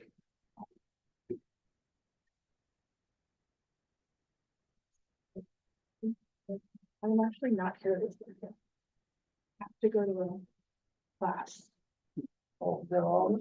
Just drive back. Wow. I can zoom in, but yeah. While you drive, What? zoom in while you drive. No, I'm in Kent for a class to work, but I'll be sitting by that time.